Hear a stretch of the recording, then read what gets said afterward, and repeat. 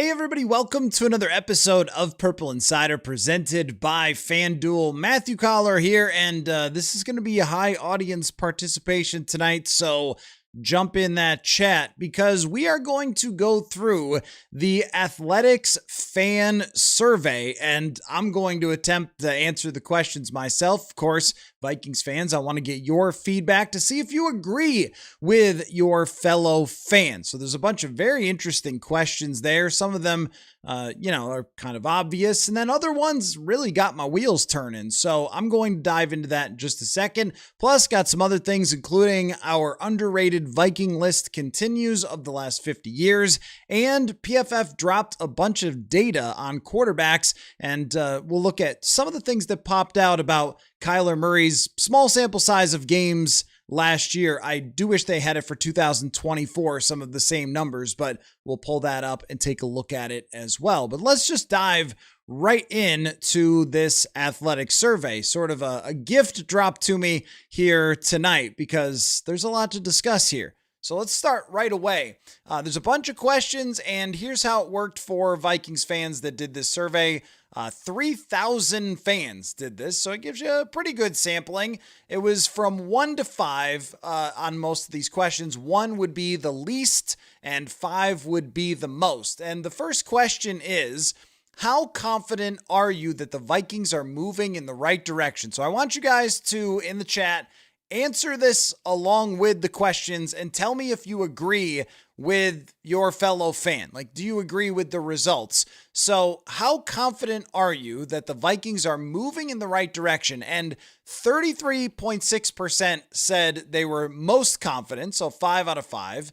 46.3 were a 4. 14.9% said that they were a 3, and then a very small percentage were not confident at all. And so I started to ask myself this question, like, where does this number belong for how confident you are that the Vikings are moving in the right direction? The question is a little bit vague, right? It sort of allows you to use your imagination of, like, what does that mean, moving in the right direction? Does it mean this year moving in the right direction toward a Super Bowl, toward a division championship? Does it mean that the future is very bright for this team? I think that the answer probably belongs where most people put it, as a 4. I think it would be hard without clarity at the quarterback position to say 5 out of 5, moving in the right direction. Great job, everyone. Congratulations. And also, we don't know what Nolan Teasley is going to be as a general manager. I think that they hired someone who's very sharp, and they hired someone with a great background, having been a part of a roster build that resulted in a Super Bowl championship last year, and someone who worked under a very credible general manager, if not one of the best general managers of the last, 2 decades, John Schneider. I mean, all that stuff is great for Nolan Teasley, and it gives you every reason to think that he's going to formulate a good plan that will work in terms of this team being competitive year over year. But we don't know that yet. He hasn't even signed an outside linebacker. What is he even doing? Jet skiing? I'm just kidding, Nolan Teasley. But honestly, sign an outside linebacker.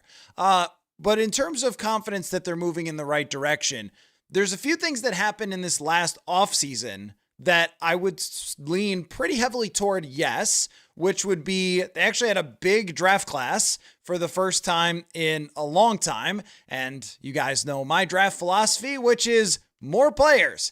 They didn't draft a receiver, which is a major demerit, but just more draft picks is going to result in more draft success.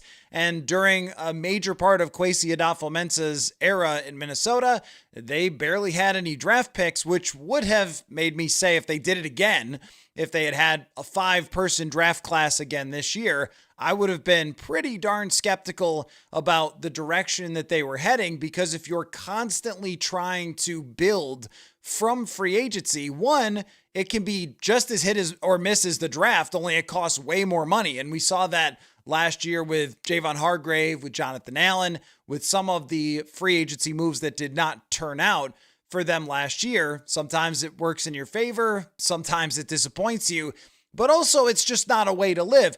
Sure, the cap is more fake now than it was maybe 7 years ago. It's more malleable depending on how much money you want to kick down the road. But that doesn't mean that it is completely fake and it makes no difference. So if you're spending all of your money trying to scrap together a roster every year through free agency, that's a hard way to live, and it's not really a long-term plan. It's much more of a short-term plan. So if the Vikings were going to do that again, then I think I would have been much more in the 3 or 2 range, because it is a difficult place to be.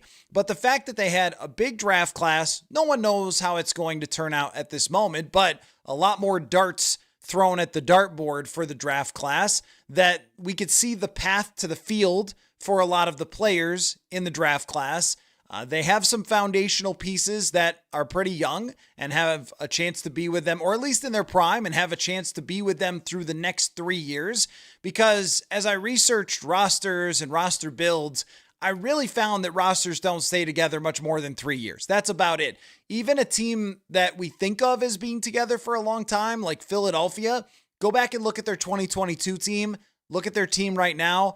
A major percentage of that has been churned over because contracts, even for good players, are basically usually 3 years long.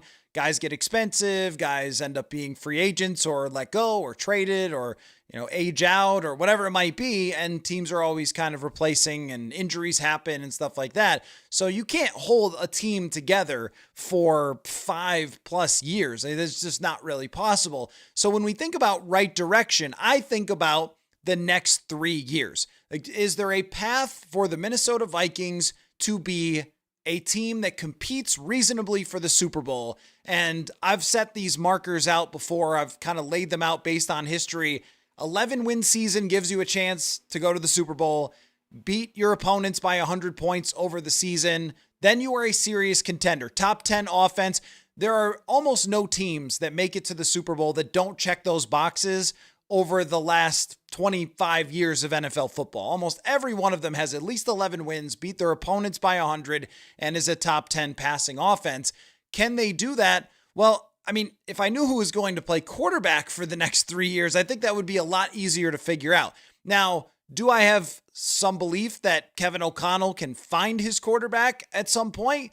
He had success with 2 of them before, in Kirk Cousins and Sam Darnold. They just didn't commit to either one. Kirk because of age and Darnold because of lots of question marks. Price is really it. I think the price to keep Sam Darnold plus the draft I get it. We've been over it. But, you get the point. That they've been able to win a lot of games with veteran quarterbacks before, so it's certainly not impossible. If you can lock up Justin Jefferson to a longer-term extension after this year, you've got some young players that you like where they're at. If Jordan Addison is, on the straight and narrow and continues to be a good football player, that could be a foundational piece for the long term. Donovan Jackson can potentially be that. If Darisaw is healthy, he can potentially be that. And then Brian Flores doesn't appear to be going anywhere. And as long as you have him as your defensive coordinator, you've got a chance to put together a top 10 defense every single year. So there's a lot of things that I would say you do like for the direction, but the 33% that love the direction, that is hard for me to get on board with, because we don't know who the quarterback is going to be. Now, if you had your crystal ball and if it said, how confident are you the Vikings are moving in the right direction? If they get a quarterback, then I'd be very high on it. Because I think this franchise understands how to operate under O'Connell. I think that Nolan Teasley has the right outline for a plan and has historically been on a team that drafted extremely well, but also drafted a lot of players and helped them build really well, and then made good decisions in trades and free agency and so forth. They have the bones of something that should be good and moving in the right direction. But when you go into next year with 2027, JJ McCarthy, we don't know what's going to be there, because we're looking maybe 27 through 29, those 3 seasons. Well, how do we know? Kyler Murray. If they pay Kyler Murray at this moment, does that seem like it's moving in the right direction, or does that seem like it's kind of the same direction? We'll have that determination after we see Kyler Murray play. But at the same time, it's pretty hard to say, oh yeah, that's great. that's moving really toward a championship based on what we know at this very moment. So I would go with a 4, but I also think that 14% that went 3 is not crazy either, because the quarterback makes such a difference. So down in the chat, tell me what you think about how confident you are the Vikings are moving in the right direction. And I'll be looking at my phone as well. Well, we're doing this so I can see your comments and this at the same time. Jim, thank you so much for the huge super chat, dude. Really appreciate it. We're only a few minutes into the show. I could say something that makes you want to take that back. Steven's at a 3 on this one. Totally understand, Steven. I mean, I think that's got to be, feel free to explain in the chat. Is it because of the quarterback situation? Because I think that a lot of other things are going in the right direction. Especially, we should not forget Rob Brzezinski's role in this, in the fact that they do have a salary cap situation that is open into the future, that does not have dead cap like crazy, and they will have flexibility to sign players, to keep their own players. If they do have to pay Jordan Addison a big amount because he has a great season, well, you're okay with that because you didn't back yourself into a corner salary cap wise this last offseason by panicking and moving all this money all over the place and so forth. They've got the bones of something good. They've got, I think, a really good foundation set, but I don't know how you can say, oh yeah, we're good. Like, maybe if you had a franchise quarterback, then I would 100% be there. Jay's going with a 4 on there. With that, Bryson, confident that they are going in the right direction with this GM. Firmly believe it. The question is whether they can make the right QB choice. That's what I mean. So I think that the 46% are in the right spot. Now, the next question on the survey is, will the Vikings win the Super Bowl in the next 5 years? And I got to say, the people, 37.5% went with a yes on this. Over 3,000. So someone do the math on that. Is that like, what's 37% of 3,000? Someone tell me how much that is. That's a lot of people who said that they can win the Super Bowl in the next 5 years without even knowing who the quarterback is and without having appeared in the Super Bowl in the last 50 years. I have to marvel at the resilience of Vikings fans and their ability to believe that it's always around the corner. Now, I've always said, and I will continue to say, that someday it's going to happen. You'll never see it coming. It'll be weird as hell. And you'll be like, did we just do that? That's the only way the Vikings can win the Super Bowl. It'll be a 67-yard Will Reichert field goal to get them into the Super Bowl or something. It will be a quarterback that you never saw coming in a million years. That's just how it has to be. But it will happen one day if you have the right team and get the right path in the playoffs. Things can come together for any franchise and win the Super Bowl. But with their track record of having great teams and getting so close and missing field goals and falling apart in NFC Championship games, 41 donut, the Eagles game. Do we have a name for, I don't know if we have a name for the Eagles meltdown in Philadelphia, all those things. I mean, it's just, wow.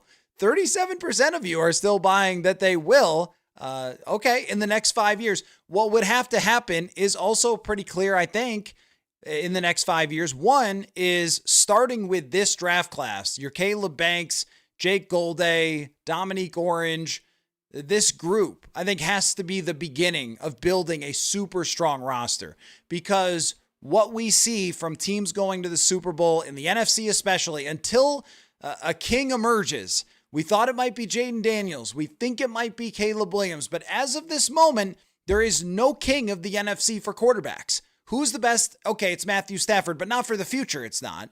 I mean, Matthew Stafford's 37. Maybe when he's 42, I'll be like, next year, Stafford's done. But as of right now, it's pretty hard to see Matthew Stafford being the Rams quarterback like 4 years from now. So if we're talking about this next 5-year window, is there any other king of the NFC? Dak Prescott is really excellent, but his teams miss the playoffs sometimes. And I think Jordan Love's very good. I think Jared Goff is very good. I think that Sam Darnold is very good. And would it shock me if Seattle was back? Probably not. It doesn't happen very often, but probably not, because Darnold's put together this really good sample size. I think he'll regress a little over the last 2 years, but he's a really good quarterback. But none of them are the king. It's not like, oh man, Rodgers and Breeze, These guys, you're going to have to beat them every single year. And Philadelphia has had these great rosters, but I would not say that Jalen Hurts every year is this invincible quarterback. He's not your Josh Allen. He's not your Peyton Manning, your Tom Brady, which leaves the door open to if you can build the roster and find a good quarterback, then you at least in this immediate outlook have a chance. If Caleb Williams becomes untouchable, then maybe you don't. But I don't know about that. I mean, I don't know if he's going to be untouchable. I think he's going to be very entertaining, and I think he's going to be good, but I don't know if he's going to get to the point where you think, why even field the team? I mean, if you're in the AFC East, why even field a team? Like Josh Allen is going to be there every single year. But I don't think that's the case with any NFC quarterback, which does open up for the next 5 years. Hit on this draft class, get one of those big draft classes that produces a lot of starters, have Nolan Teasley come in, continue to draft big draft classes, draft them well, make a few good moves, find a quarterback. Yeah, you can be there. Just that easy, right? They haven't made it in the last 50 years. So my appreciation for Vikings fans and their enthusiasm, but also like that one's I would probably say almost every team, if you ask me, will they win the Super Bowl in the next 5 years? How many teams would you say, oh yeah, 100% they're going to? Buffalo, maybe, because they have the best quarterback in the league.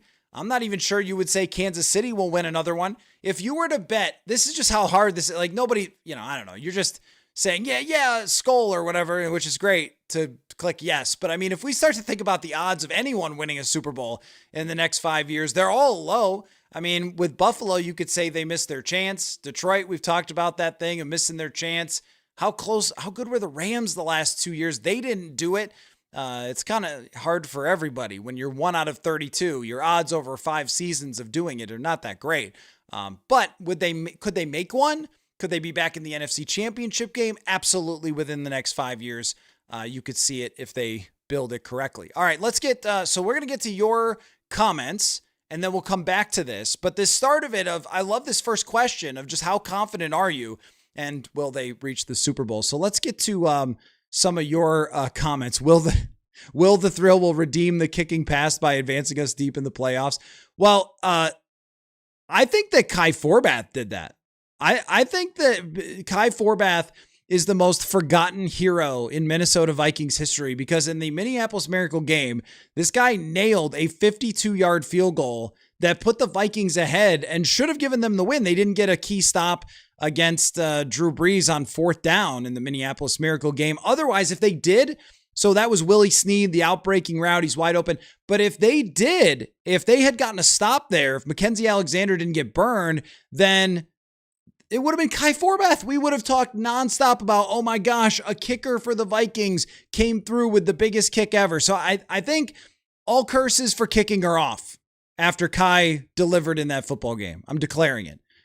Drew says the purple Kool-Aid has me saying 5. I mean, I think there's a very rational argument for 5.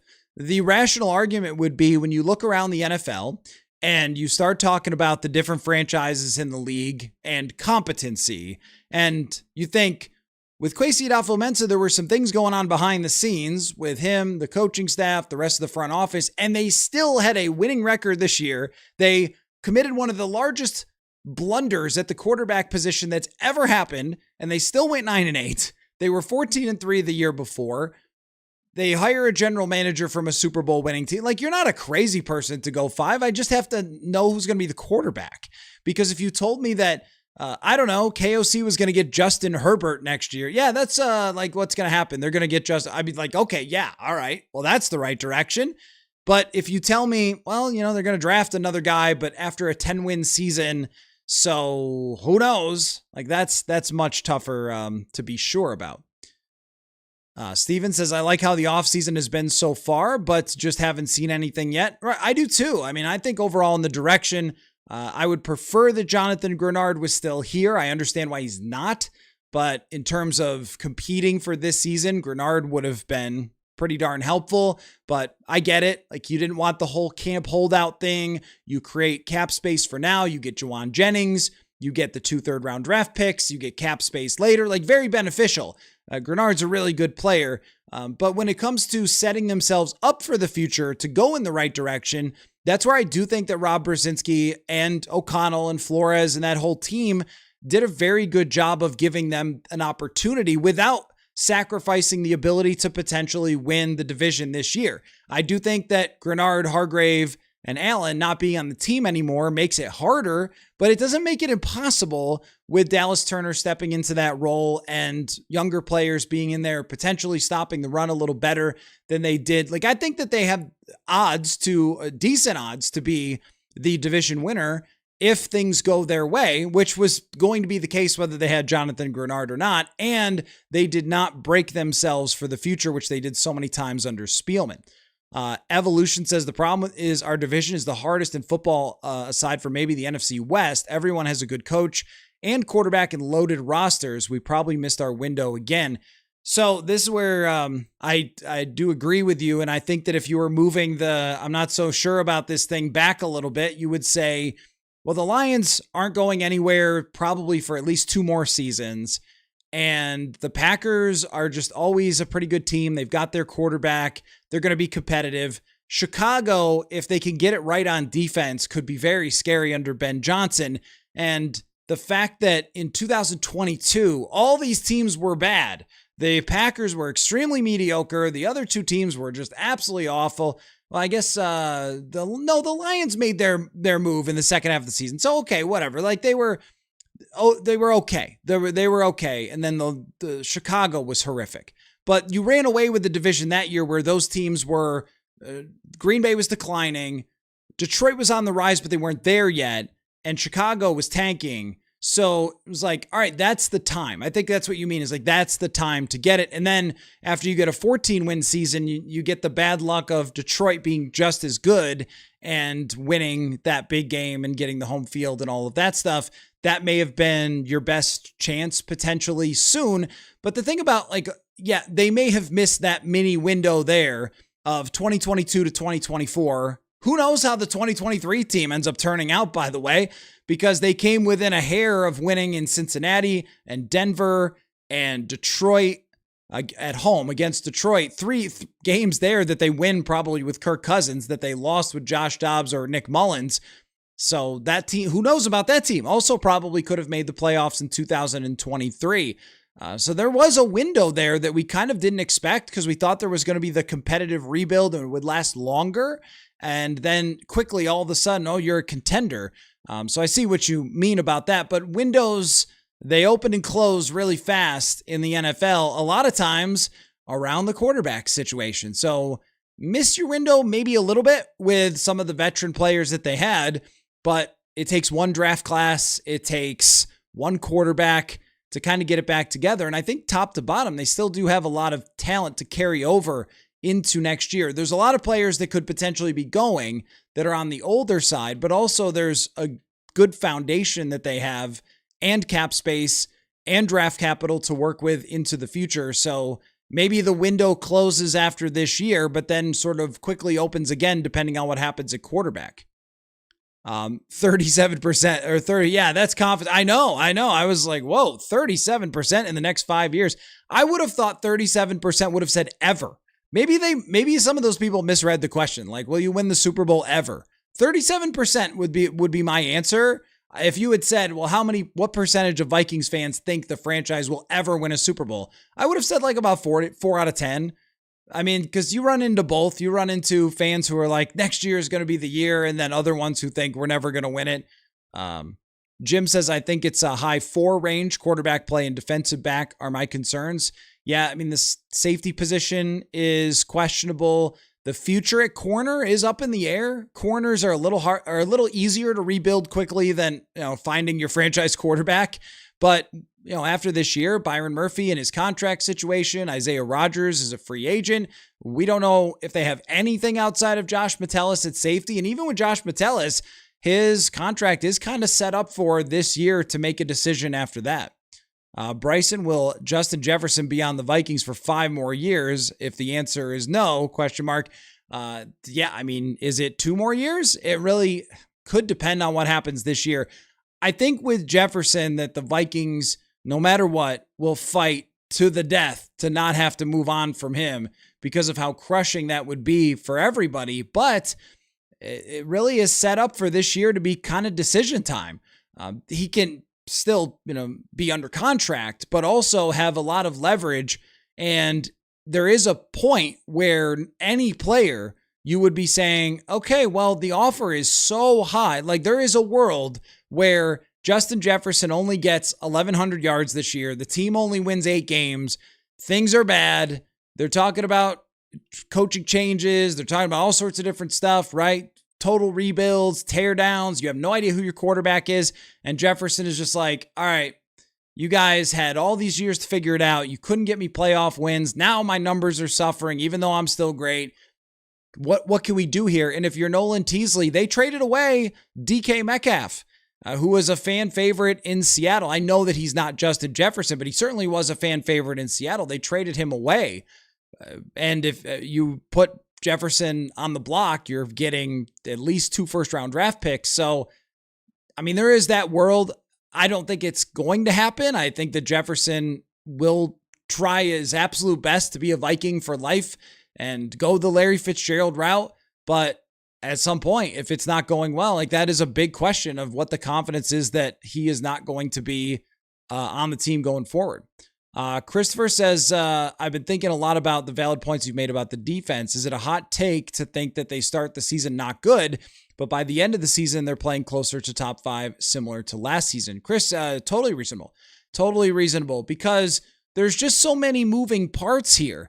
If you told me that there was one position that was, okay, this one position we're just not really sure about, I would probably tell you, hey, be patient, because by the end of August, there might be a new body here and they might solidify it. They might make a trade, whatever it might be. But there's actually multiple spots that have those questions. And defensive tackle is obvious. Outside linebacker is obvious. The depth of that position, and if you have any flexibility to do anything else with Andrew Van Ginkel other than say you have to play outside linebacker all the time and rush the passer all the time, where you he can mix and match with Eric Wilson, I will say that. But, he's really the guy over there. And then the health is a question mark, and the safety position is a really big question mark. So I could see, as the early part of the season happens, you play some pretty good quarterbacks to start the season. Your first 3 quarterbacks are Jordan Love, Caleb Williams, Baker Mayfield. I mean, that's not exactly the easiest 3 in the entire league to start out with. You know that Baker Mayfield, especially early in seasons, can get hot, can play as well as anybody in the NFL. You look at last year, I think they were 6-2, and he was getting all the talk for MVP. So Mayfield as a whole is only a good quarterback and not great, but he has greatness at times. So I think that, and you have to do it in Tampa Bay. So I think that could be a struggle to start, even as good as Flores is with the scheme, as they just get adjustments and figure out who can play. I mean, that's the thing. Like, last year, they eventually adjusted kind of a little away from, someone like Theo Jackson, and they're going to go back to him this year after he got a lot more experience from last year. But still, like, you're going into these seasons sort of, I don't know if Caleb Banks is really ready until we actually see him. We'll have a good sense for it in camp, but you really don't know how it's going to, work out. So I think that makes sense. And then as the season goes along, you figure things out, you make adjustments, you adapt to skill sets, possibly acquire somebody else. But I think they're going to need good quarterback play right away. Lakers man says 5 years isn't unreal. I mean, it doesn't look good unless we have a quarterback. But then again, who had the Seahawks winning it last year? No, fair point. And it's not that I don't think it's possible, because we saw the Vikings go from a team that the over-under was 6.5 to a 14-win team. So, of course, I think it's reasonable. And I don't know what the over-under for Seattle last year was, probably like 7.5 for the Seattle Seahawks last year, because people just didn't believe Darnold was all that good. Or maybe it was a little higher. Maybe it might have been 8.5. They had won 10 the year before with Geno Smith, but there was no hype about Seattle being a great team. I think most people had them as being a good team. I remember predicting that they would win 9 games and Darnold would throw for like 4,500 yards. And that was kind of not what happened on either front. I mean, they won a ton of games. And also, he was not asked to throw for as much as in Minnesota, or as many times. So it was a little bit different. They ran the football a lot. But to your point, yeah, we go into every season. This is why football is so great. Not sure what's going to happen. I was just watching a Kurt Warner game from back in the day, from actually 2000. And like, who had Kurt Warner winning the Super Bowl, right? In 1999. So anything can happen, but not knowing who the quarterback is makes it a lot harder to project that they could do it as we sit here right now. And then just odds in general with so many teams. But I don't think you're a crazy person. I think you're like very optimistic and more optimistic than I expected this fan base to be, which was kind of my big takeaway here. Jim said, would anyone trade for Jefferson 2 firsts, a second, and a third? Yeah, somebody would. I mean, of course, you're talking about a guy who's still considered the best wide receiver in the NFL, even if his numbers dipped last year. And maybe people think it's Smith-Njigba. Okay, I can buy that because of the numbers. Maybe people think it's, Puka Nacua. I can buy that because of the numbers for last year. But when it comes to the bigger sample size, Justin Jefferson still deserves to be thought of as the best wide receiver in the NFL. That how he actually played last year, if they could have gotten him the football, he would have been right up there with anybody else in the NFL and still held that crown. So I think if you're another team that was desperate for a wide receiver, I mean, if you're Washington or something, wouldn't you do that with Jaden Daniels? Of course you would. Steven says, I was stoked when we got Sam, but I think Kyler's in a better place than Sam when he got here. No, that's true. I mean, based on their histories, Kyler's been quite a bit better than Sam Darnold was before arriving in Minnesota. Darnold just had that in-between year, which was kind of like someone backpacking through Europe after high school and then returning to college like a more mature person and succeeding. That's kind of how it was for Darnold, where he learned a ton as a San Francisco 49er, and then he comes back to the Vikings and he's really ready to play. And I don't think anybody anticipated how much he had really learned in San Francisco and how much that impacted him. Scamping around on a scale of 1 to 10, how much does O'Connell need to change the offense for Murray? I did see that, Patrick Peterson, you should read the whole interview. By the way, I saw some people make graphics to make it look like Peterson was being critical. But when you read the entire article, Peterson is actually very enthusiastic about Kyler Murray in Minnesota. So I don't know, like crazy, right? The internet didn't have all the facts, but I did see that. I think that it's probably less than people think when it comes to adjusting the offense for Kyler Murray. And that's really based on his performance in 2024 and what I watched on tape in 2025. Drew Petzing came from the Gary Kubiak system, which I know is a little different from what Sean McVay runs. And the Vikings, when KOC first got here, I mean, it was like an air raid kind of thing. It was like, I know it was West Coast concepts and stuff, but it was like a lot of downfield passing and concepts, running guys deep downfield, a lot of like timing stuff, deep in breaking routes and all that, which we saw Sam Darnold really execute. But into 2023, it was more of an underneath offense with the occasional downfield pass. And that was where Kirk Cousins looked really comfortable. And then it adjusted again to Sam Darnold. But I also think that this offense in particular kind of lends itself to that. Like however you want to play it, like if you're not comfortable with certain throws, that the underneath stuff is opened up by deeper passing routes. That's why Hockenson did so well when he had a quarterback that would look at him. When he did not have quarterbacks who would look at him, he didn't do as well. But even with Carson Wentz, like he was able to find those underneath routes there. So I think that KOC's reputation can be a little bit of, he just wants everybody to throw bombs all the time. I don't think that's totally true. And I also think that Kyler stays in the pocket a lot more than people give him credit for. And I've got a stat on that later, but how he performed when playing in rhythm under 2.5 seconds was very good for Arizona, even last year in a small sample size where he didn't play amazing in those first couple of games. So I think that Kyler is a very good timing passer when he commits to doing it. When he decides too quickly that he's going to scramble, he can be very frustrating. That's my thought from watching back all of his tape over the last, 22 games. But yeah, like that's really what I've noticed is that when he does play in rhythm, he can be very deadly with his accuracy.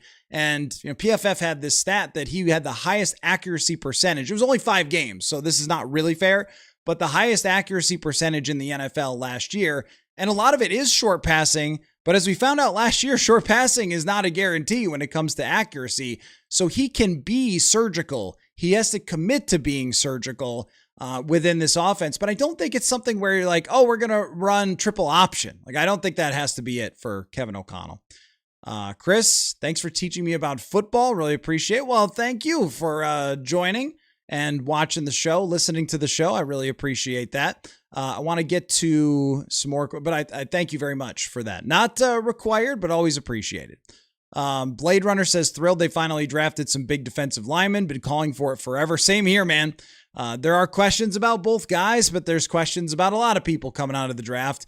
The position is right. Defensive tackle, that's been dominant in the playoffs in recent years, probably forever, but there's like an increase of these types of guys on the teams that show up deep into the playoffs. Philadelphia, going back to Tampa Bay when they beat the heck out of the Kansas City Chiefs. So, and then we, even see it last year, of course, with Seattle, their interior D-line, Byron Murphy, Leonard Williams, my goodness. So I think it was the right position. And when you talk about the right direction, investing in a huge position for you that's been lacking for a long time, leaning into finding out about Dallas Turner, getting a quarterback that could be your future franchise quarterback, like these things are generally good, but will they work out? I mean, that to me is where it goes from a 5 to a 4, as opposed to if you were a team that was a pretty clear contender, I think you'd be much more along the lines of, we have all these things. They're all solidified. They're not questions. As with the Vikings, there's a lot of questions. Beaver's best friend says, I know it's way too early, but your heavily biased eyes, which rookie on offense has the best chance of starting by the end of the year? Which rookie? There's not a lot of rookies on the offensive side, is there? I mean, they drafted heavily toward defense. And Damon Claiborne would probably be the best answer because maybe running backs get banged up.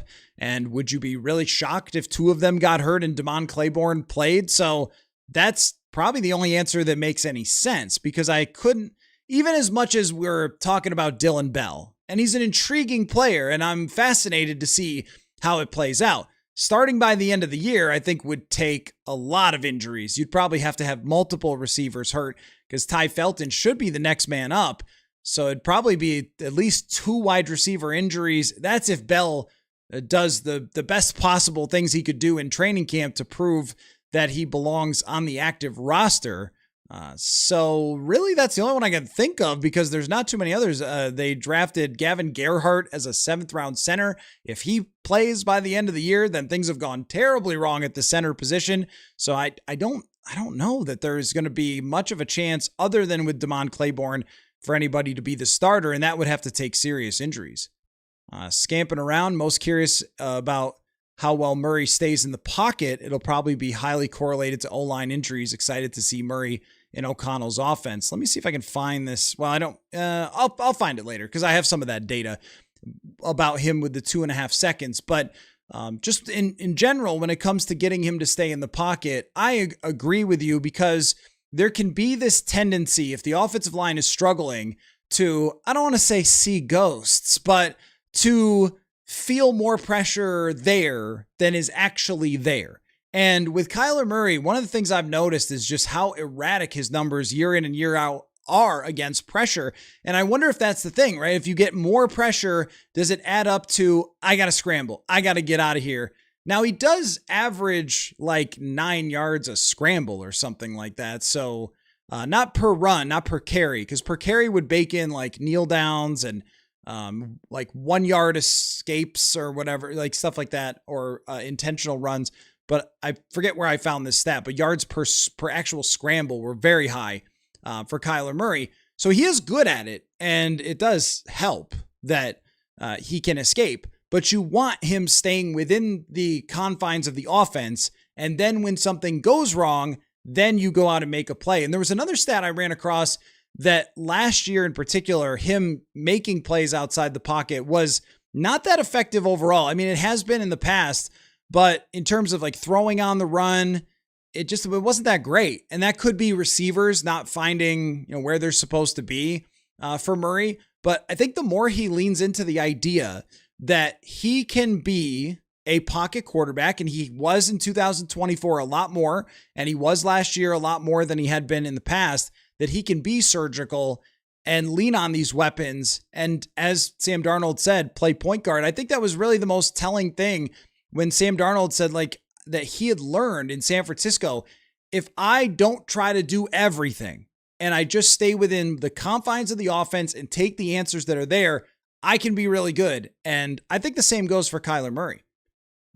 Chris says, based on your underrated series, who has your vote for most underrated Viking on the roster currently? One on offense, one on defense.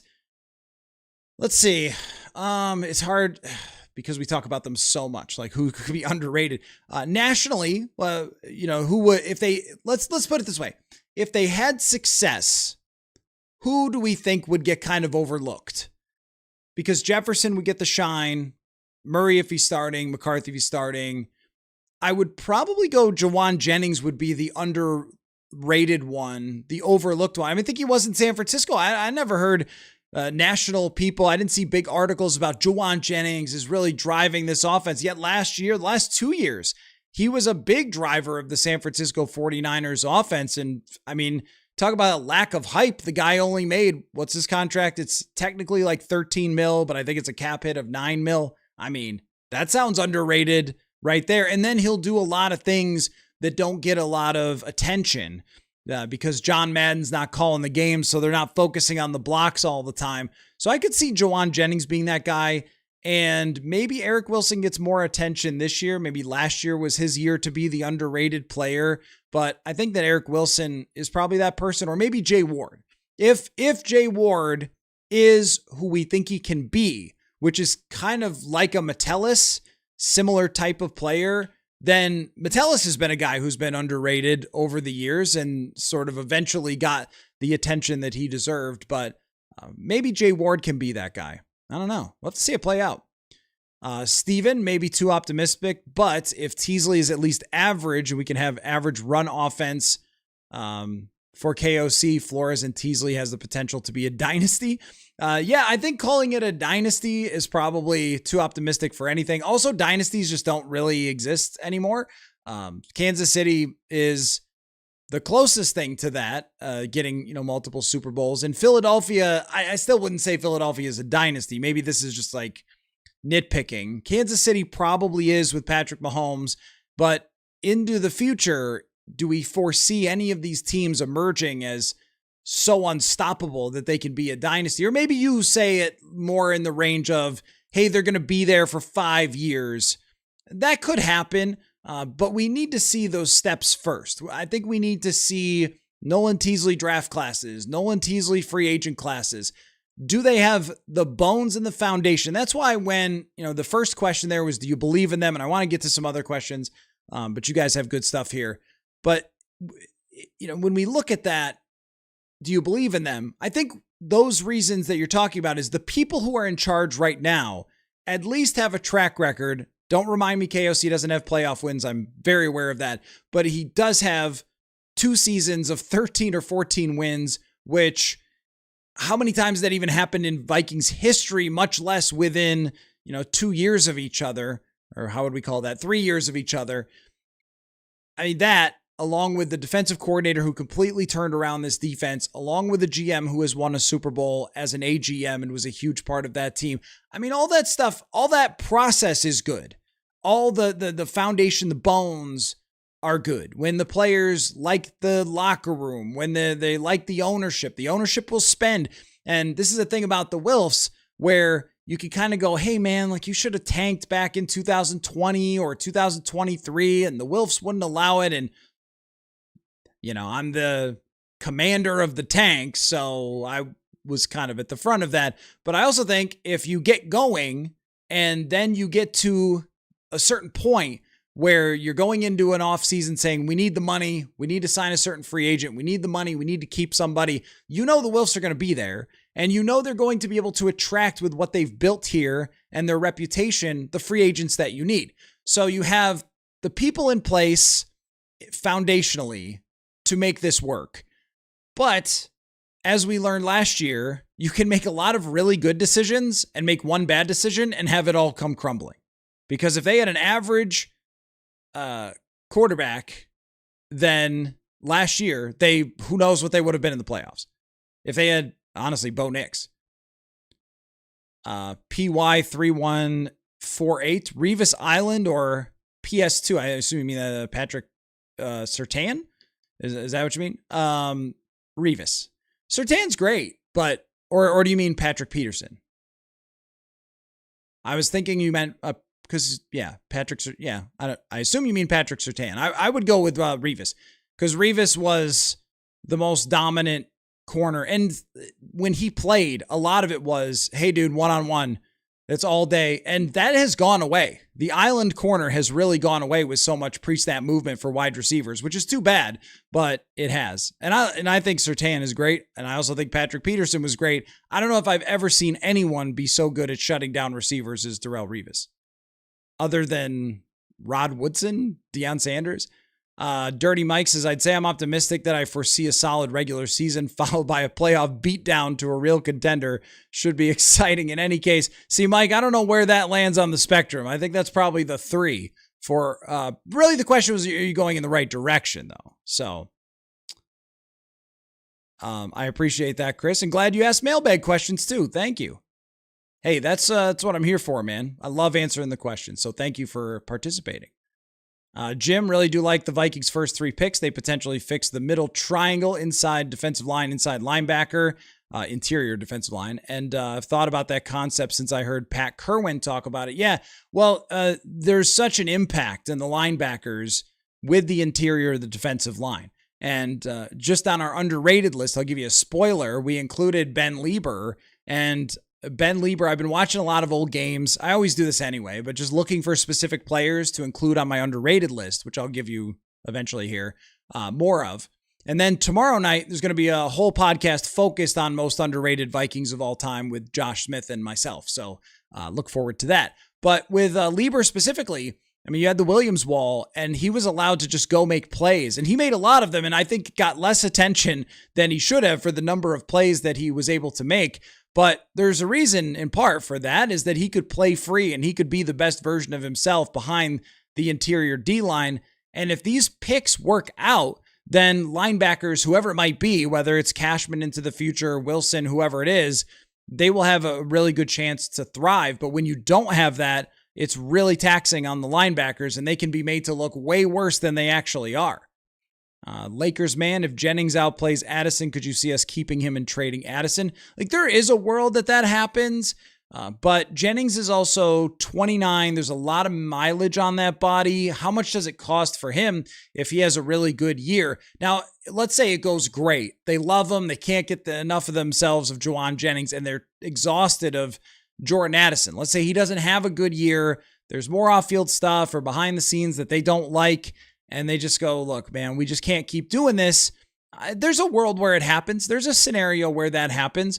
I think the most likely scenario is that Jennings is here for 1 year and he is good and is a good contributor. And then he moves on and Jordan Addison ends up being back to his old self and then signing a contract extension or going into the 5th-year option year. But that's kind of how I think the most likely scenario is.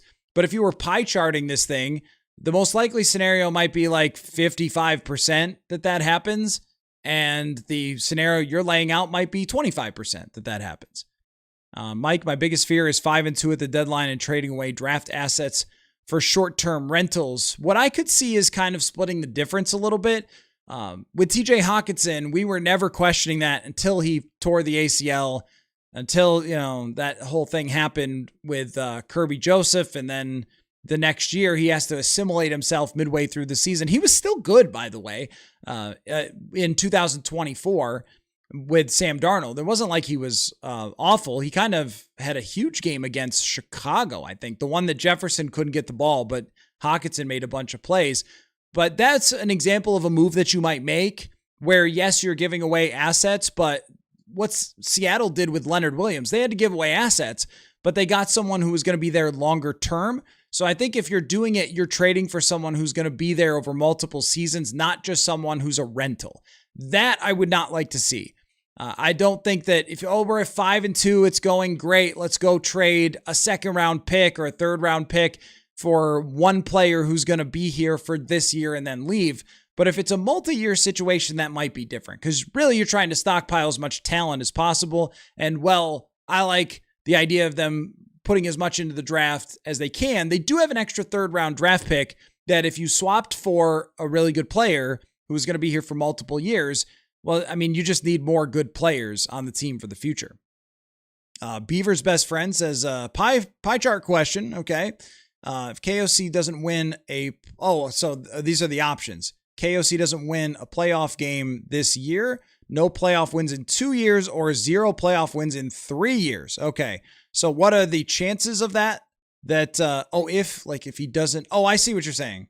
So, you're saying if he doesn't win one this year, what are the chances? Is it really a pie chart? Beaver's best friend, you gave me something good here, but I'm going to try to massage it a little bit to make it work for a pie chart a little bit better. So let's do the percentage chance that they don't win a playoff game this year, don't win a playoff game next year, don't win a playoff game in 3 years. And I still don't know that that's actually a pie chart, but I would go though that as far as this year, that there would be like a pretty good chance that they don't win a playoff game this year. It would be greater than 50%. Yeah, I don't think I could pie chart this. I think I have to give like individual percentages for each question. We'll work on that for the future. But in terms of this year, I mean, you're probably 60-40, if not better, to not win a playoff game. I mean, based on the odds, actually, this dovetails into my FanDuel question of the day, which is that the Vikings right now on FanDuel are plus 166 to make the playoffs, which means they are not favored to make the playoffs at this moment. Where do you think the optimism poll would be next year if they miss the playoffs this year? Like, is it rooted entirely in this year, or is it more about the future, why Vikings fans seem to be leaning toward liking the direction? But I'd go 60-40 that they don't win a playoff game this year. It's probably even heavier. That's with a lot of good scenarios that gets them into the playoffs. None in 2 years. I mean, how can we tell with no quarterback situation clear? I mean, but I do think that they've allowed themselves circumstances with the salary cap and with this recent draft class to be back into the playoffs within the next 2 years. So I think within the next 2 years, if they miss this year, but it all depends on the quarterback. But if they get that right, then yes, they'll be back. But it's so hard to look anywhere into the future when you don't know who that's going to be. Guitar says, is it really a camp battle? Do you think that they should get some preseason snaps in with Kyler and JJ? I would like to see them resolve the camp battle portion by the time they reach the preseason. And by the time they reach the preseason, we'll know. So just for example, when Sam Darnold was the starting quarterback, technically there had been no starting quarterback name. Now, we all knew it because of the rep count that McCarthy had gotten like 3 first-team reps by that point. So we knew it was going to be Sam Darnold. But once he started the preseason game, played 1 series, and then was taken out, you're like, all right, that's the starting quarterback. There's no question about it. McCarthy was making it interesting in terms of like maybe getting some first-team reps. There was expectation that he was going to get some in the joint practices before he got injured, but he wasn't going to steal the job away from Sam Darnold before the start of the year. That just wasn't going to happen. So it was really determined by the time they got to that first preseason game. I don't want to see them going back and forth in preseason because of injury risk. And I don't think that Kyler Murray gets anything out of that, like running base plays with backups. I think JJ McCarthy could get a lot out of it, where you're just getting reps in a real football game for someone with his amount of experience. And, you know, every time I say this, people don't like it because they want McCarthy to win the job and be the starting quarterback and be the franchise guy. But if we're being reasonable about where he's at in his actual quarterback journey, as Kevin O'Connell likes to call it, I think he needs the entire offseason, the entire training camp, the entire quarterback battle, the entire preseason to play a lot of football and then see what happens from there. See where he's at. And I think it will be really beneficial for him and have Kyler Murray start and then go from there. And the likelihood is that he'll play at some point. And if he plays well, then can he go somewhere else? Could he convince this team that he's still the guy? But I don't think you can go into the season, at least as it looks right now, with just guessing that JJ McCarthy will be a completely different player, unless Kyler falls totally flat. I guess it could happen.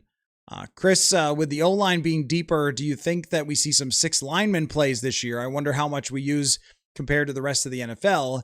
Ben Johnson utilizes that often.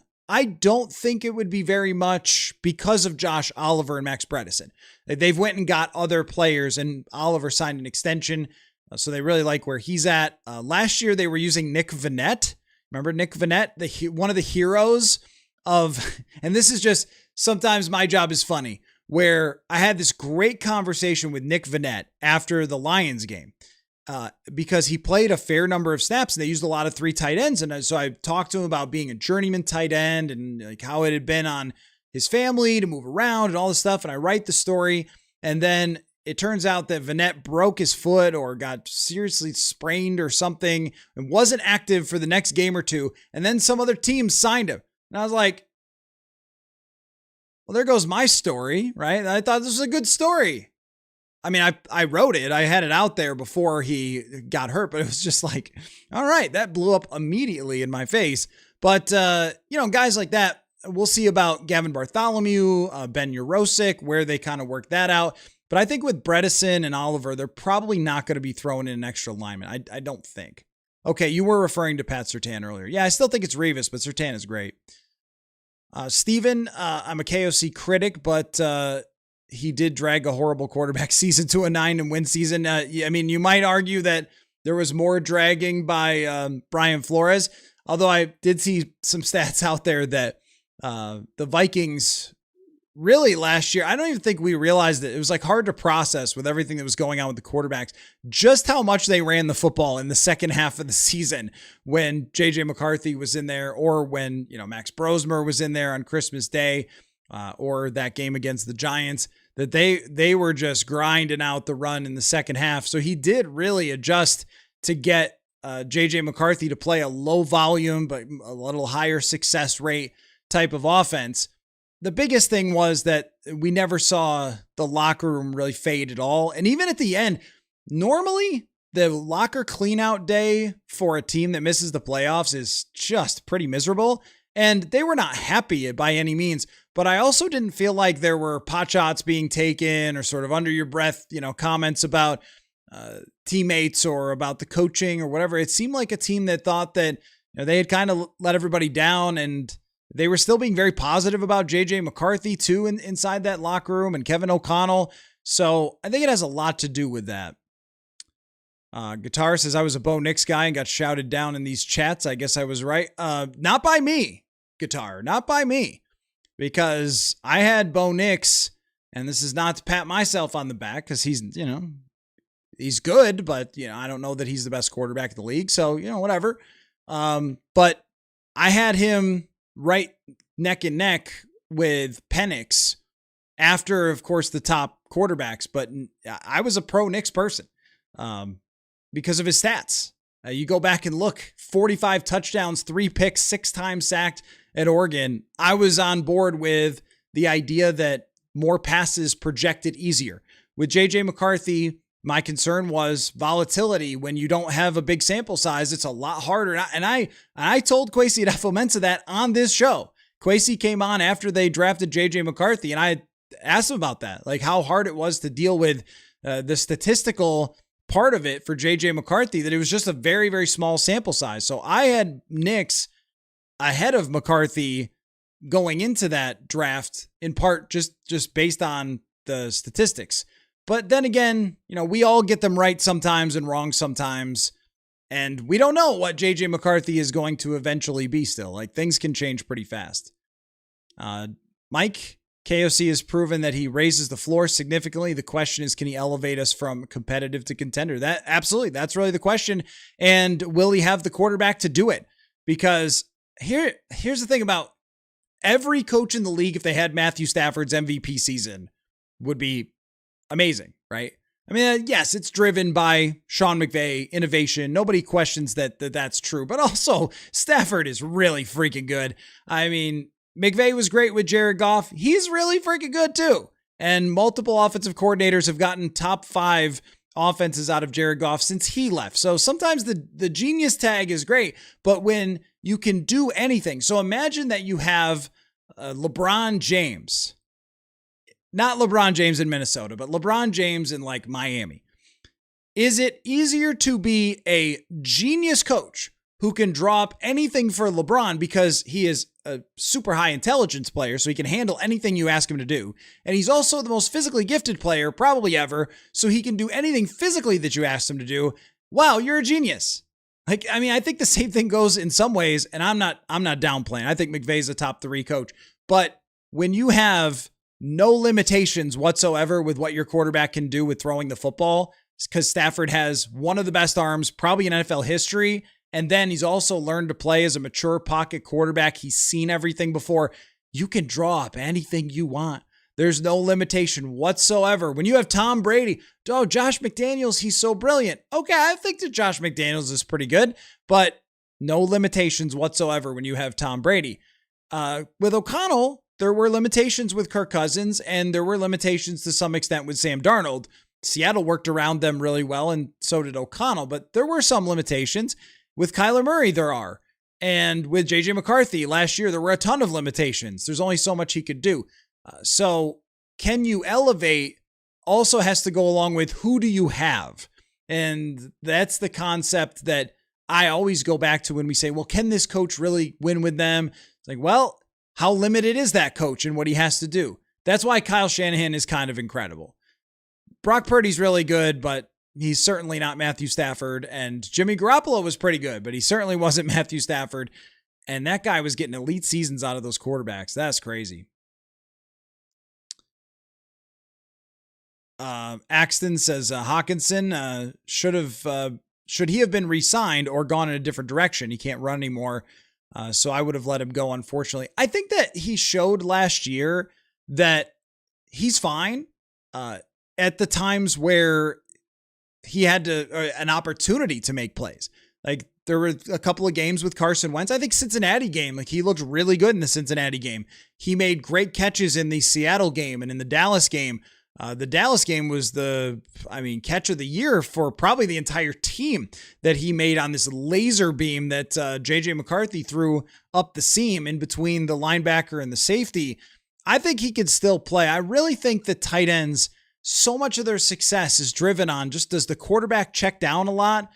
Does the offense highlight them, or are they a secondary character? And he's a secondary character. Now, could you argue, and I think you might be right if you did, could you argue that if you're going to have a tight end be a secondary character where he is mostly just settling into zones and stuff like that and blocking, that you don't have to have it be TJ Hawkinson at his price tag? Now, he came back cheaper, but I think, right, when they worked out, they worked out his deal to lower the cap hit, I believe. I don't remember the details from March, but Hawkinson, if he's going to play that role and he's not really going to be a featured guy, then it's not worth maybe the price tag.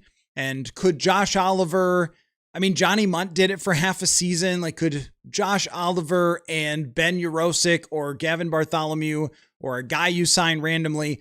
This really came to mind for me when Tyler Conklin was pretty good in 2021.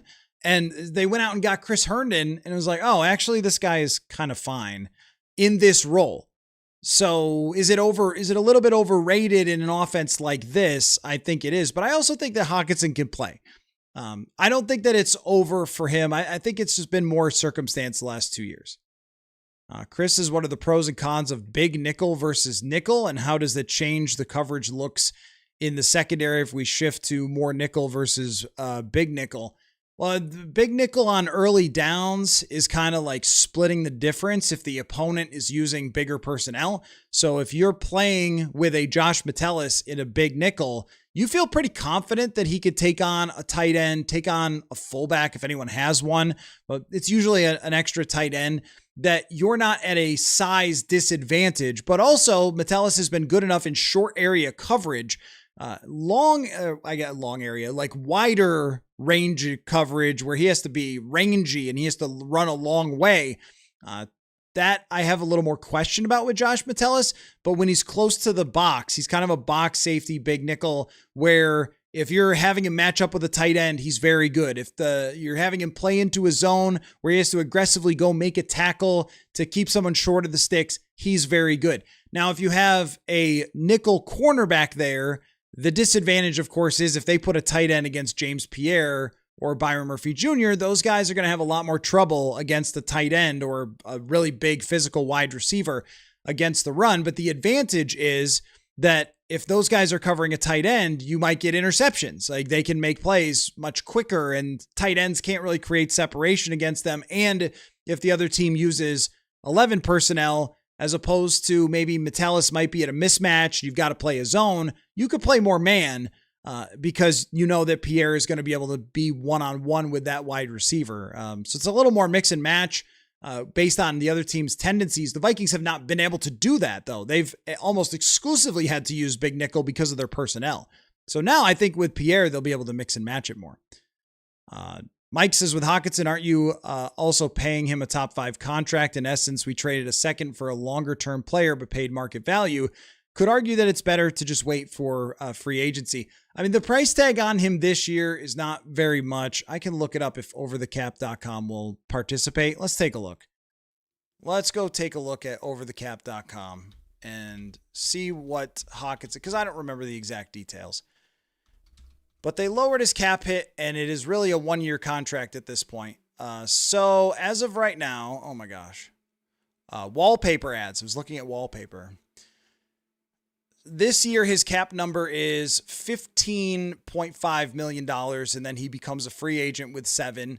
I mean, look, so I guess that what I would say to that is if he performs like he is one of the 10 best tight ends in the league, that's a fine price to pay.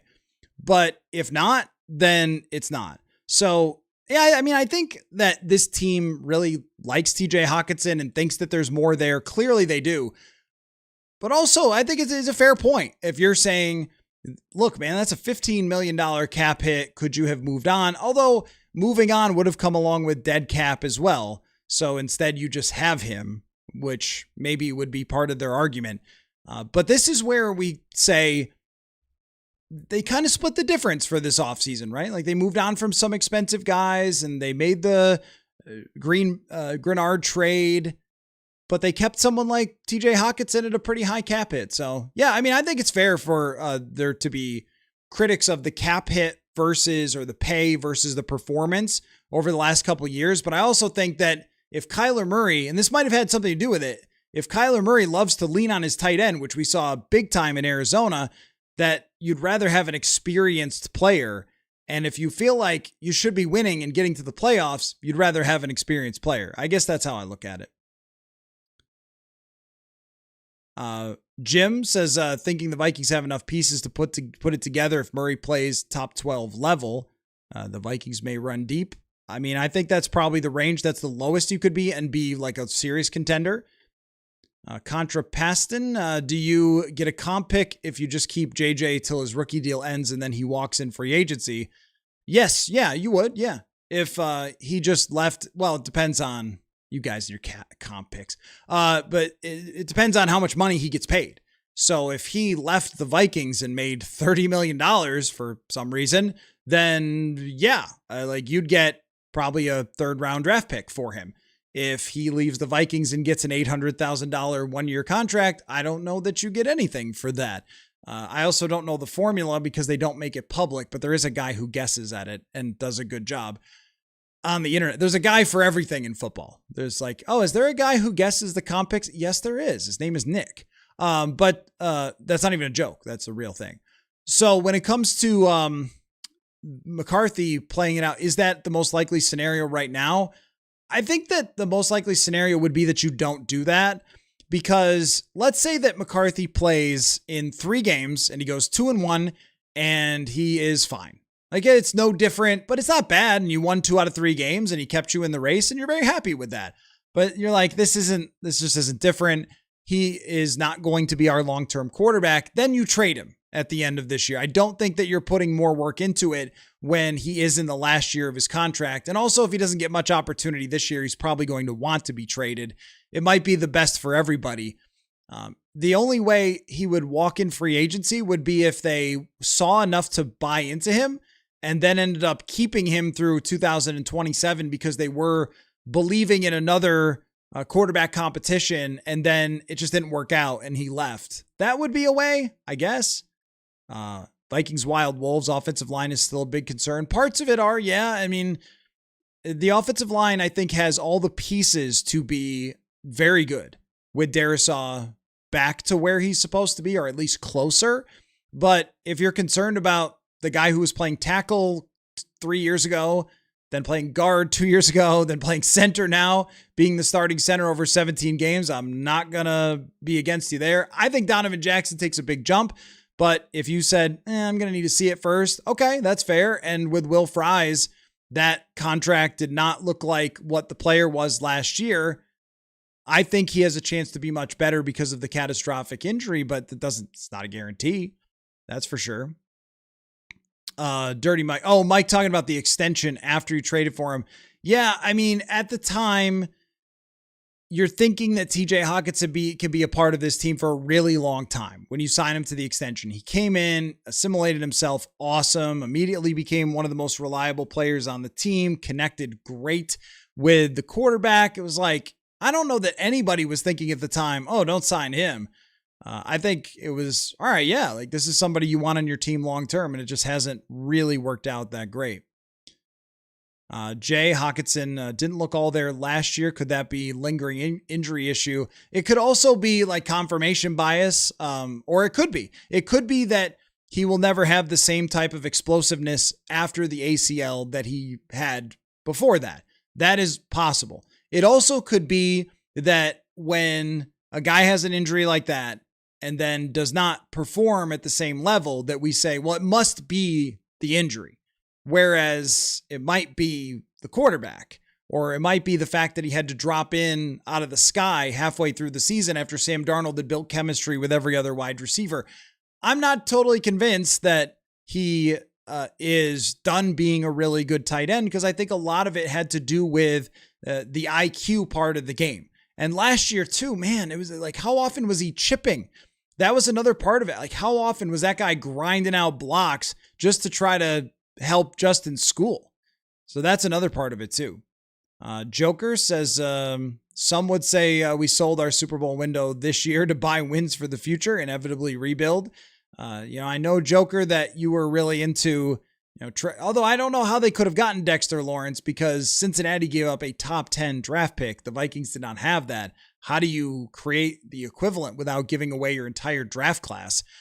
So I know that you wanted them to make a big splash. What I would say is that the opportunity is still there, that they can. Like, it's not over, because you have the trade deadline where if you are good, you can still do this. But they're hedging right now. They're playing the middle right now, and I think giving themselves a chance to make that decision later on. It's just, if it wasn't Dexter Lawrence, who I don't know you could acquire, who else was it supposed to be that they could have gone all in on to try to do it this year? Beaver's best friend, KOC, clearly a very smart guy, but the issue, in my opinion, is he can he be a great leader? Starting to worry about maybe leading isn't his thing, teaching is. I don't know. I mean, I feel like that is his thing, is that leading a locker room, communicating extremely well with the guys. The energy never really changes for Kevin O'Connell, even when they were 4-8. The enthusiasm, the positive messaging toward them, even when they're 4-8. So I look at it as, I think that I'd flip it around a little bit of like, I think he has all the leadership, and I think that he can teach if he needs to, but he has the leadership and the messaging and the communication and the connection with his players to where they believe in him and they love the way that he goes about his business, and they, think his offense can succeed and all those things. But is it going to be enough when it comes to the technical stuff on offense? Really? I mean, can you push it over? And I know they won 14 games with no running game 2 years ago and no star left tackle for the second half of the season. So he'd probably argue, hey, it wasn't that long ago, coach of the year. But I think that's what you still need to see, is a franchise quarterback with him connected at the hip and a more consistent offense that, has been great at times, and then at other times has been pretty flat. So yeah, I don't know. I mean, I think that the leadership element is pretty good though. Mike, I'm fine with keeping Hockenson this year, just mostly litigating the merits of trading for him. Oh yeah, I mean, if we're going back in time and we know all the results and we know that he had an ACL injury, see, that's the thing about trading for him and signing him, is that you didn't know that ACL thing was going to happen. And then you also didn't know he was going to play with a quarterback who threw it over him every time, or a quarterback who, I mean, gosh, got sacked and threw so many interceptions that the number of targets for everyone was going to be almost none last year. So if you know that stuff, then it's a lot easier to say, well, why did you do that? At the time, I thought it was a pretty obvious thing to do. Trading for him, a second round pick. I think you got a third back though. So it wasn't just like a straight up second round draft pick. It's a fairly high pick to give up for a tight end, but the way that he operated with Kirk Cousins for those 2 years was just absolutely fantastic. So I think in the immediate before the injury, there was a lot of evidence that he was a guy that you should be trading for.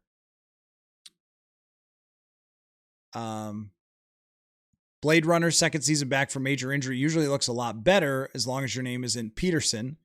Are we doing trivia tonight? I didn't come up with any trivia for tonight. I did not. I guess, I think I did say that I was going to think about that. I was working on fan optimism ratings.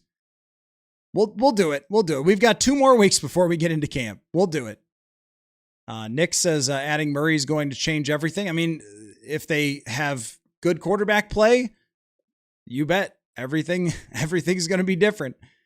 Joker, I think the Colts were second last in fan optimism last year. It's not a predictive statistic, that's for sure. It's not a predictive statistic. Although, the Colts, if they weren't too optimistic, then you could see why. They get their quarterback, he's looking good, they're winning games, and then everything falls apart. Jeez.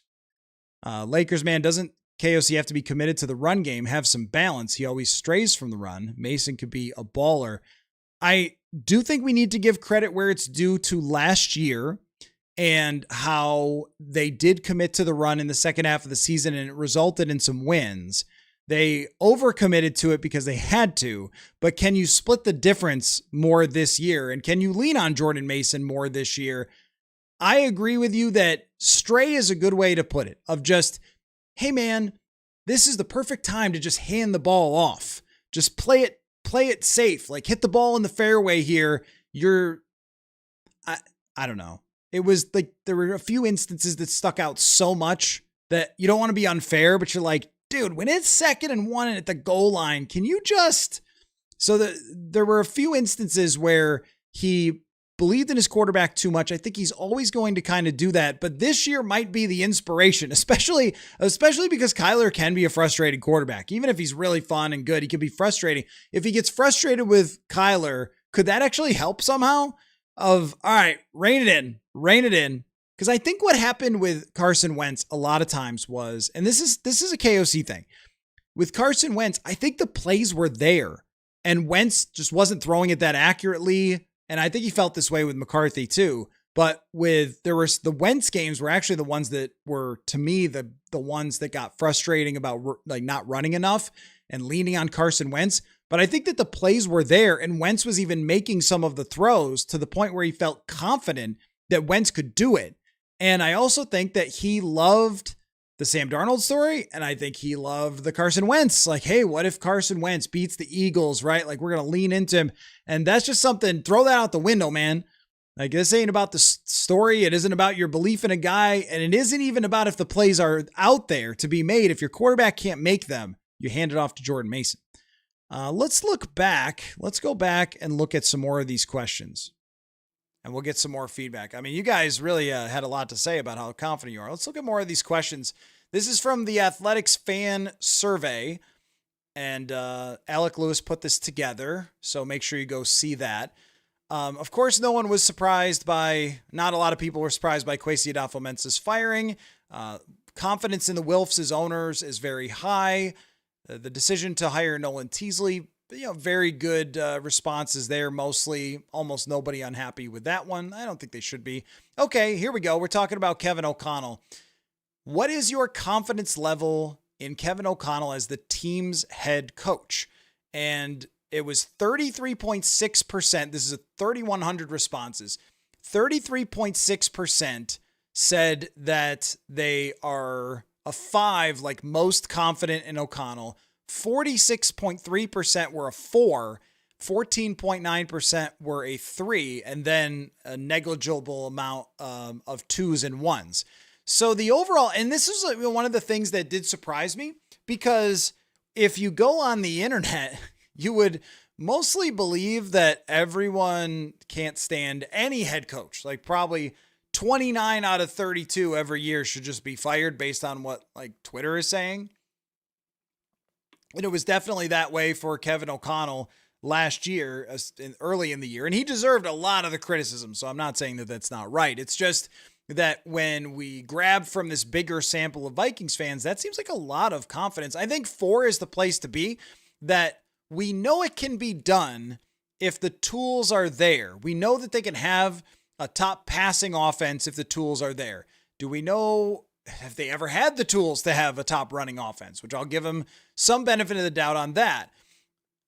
I'm not surprised that the number is not crazy high for a 5 out of 5 because you just missed the playoffs. You haven't won a playoff game.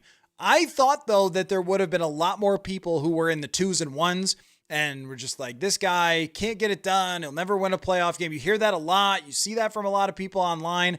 And this poll does not have very many fans in that bucket. Usually our chat here is very rational about Kevin O'Connell. Like, yeah, it hasn't been perfect, but the culture has been very good. There's been a lot of great moments. They have been twice in the driver's seat to win in the playoffs and have not gotten it done, but they've at least, had these great seasons. I would put it as 4 myself. Like, I think my confidence in Kevin O'Connell that if the pieces are right, and especially at the quarterback position, that they can be really good is quite high. And the fact that they did have a winning record, it matters last year. It's good. You have to win in the playoffs for it to be a 5. I think maybe that makes me hard on this, but I think a lot of people probably live in 3 more than this poll though. This poll is 14% live in the 3 world of, I could kind of go either way. I think there's maybe a lot more Vikings fans who are there where that playoff thing, we are pretty deep into it now. And with Mike Zimmer, the second year, they should have won a playoff game, if not for a kick. And then by his, would have been 4th year, 2017, they're in the NFC Championship. And you're 4 years in without a single playoff win. I would have thought that there would have been a little more skepticism, but I also think it's the right result. I think that people came to the right conclusion that with the way this coach operates, the way his passing game can operate, what we've seen from Justin Jefferson under Kevin O'Connell, what we saw from Sam Darnold revamping his career, like plenty of reason to think that this can work. And this doesn't read like Vikings fans want him on the hot seat either, which I think is also the right place to be.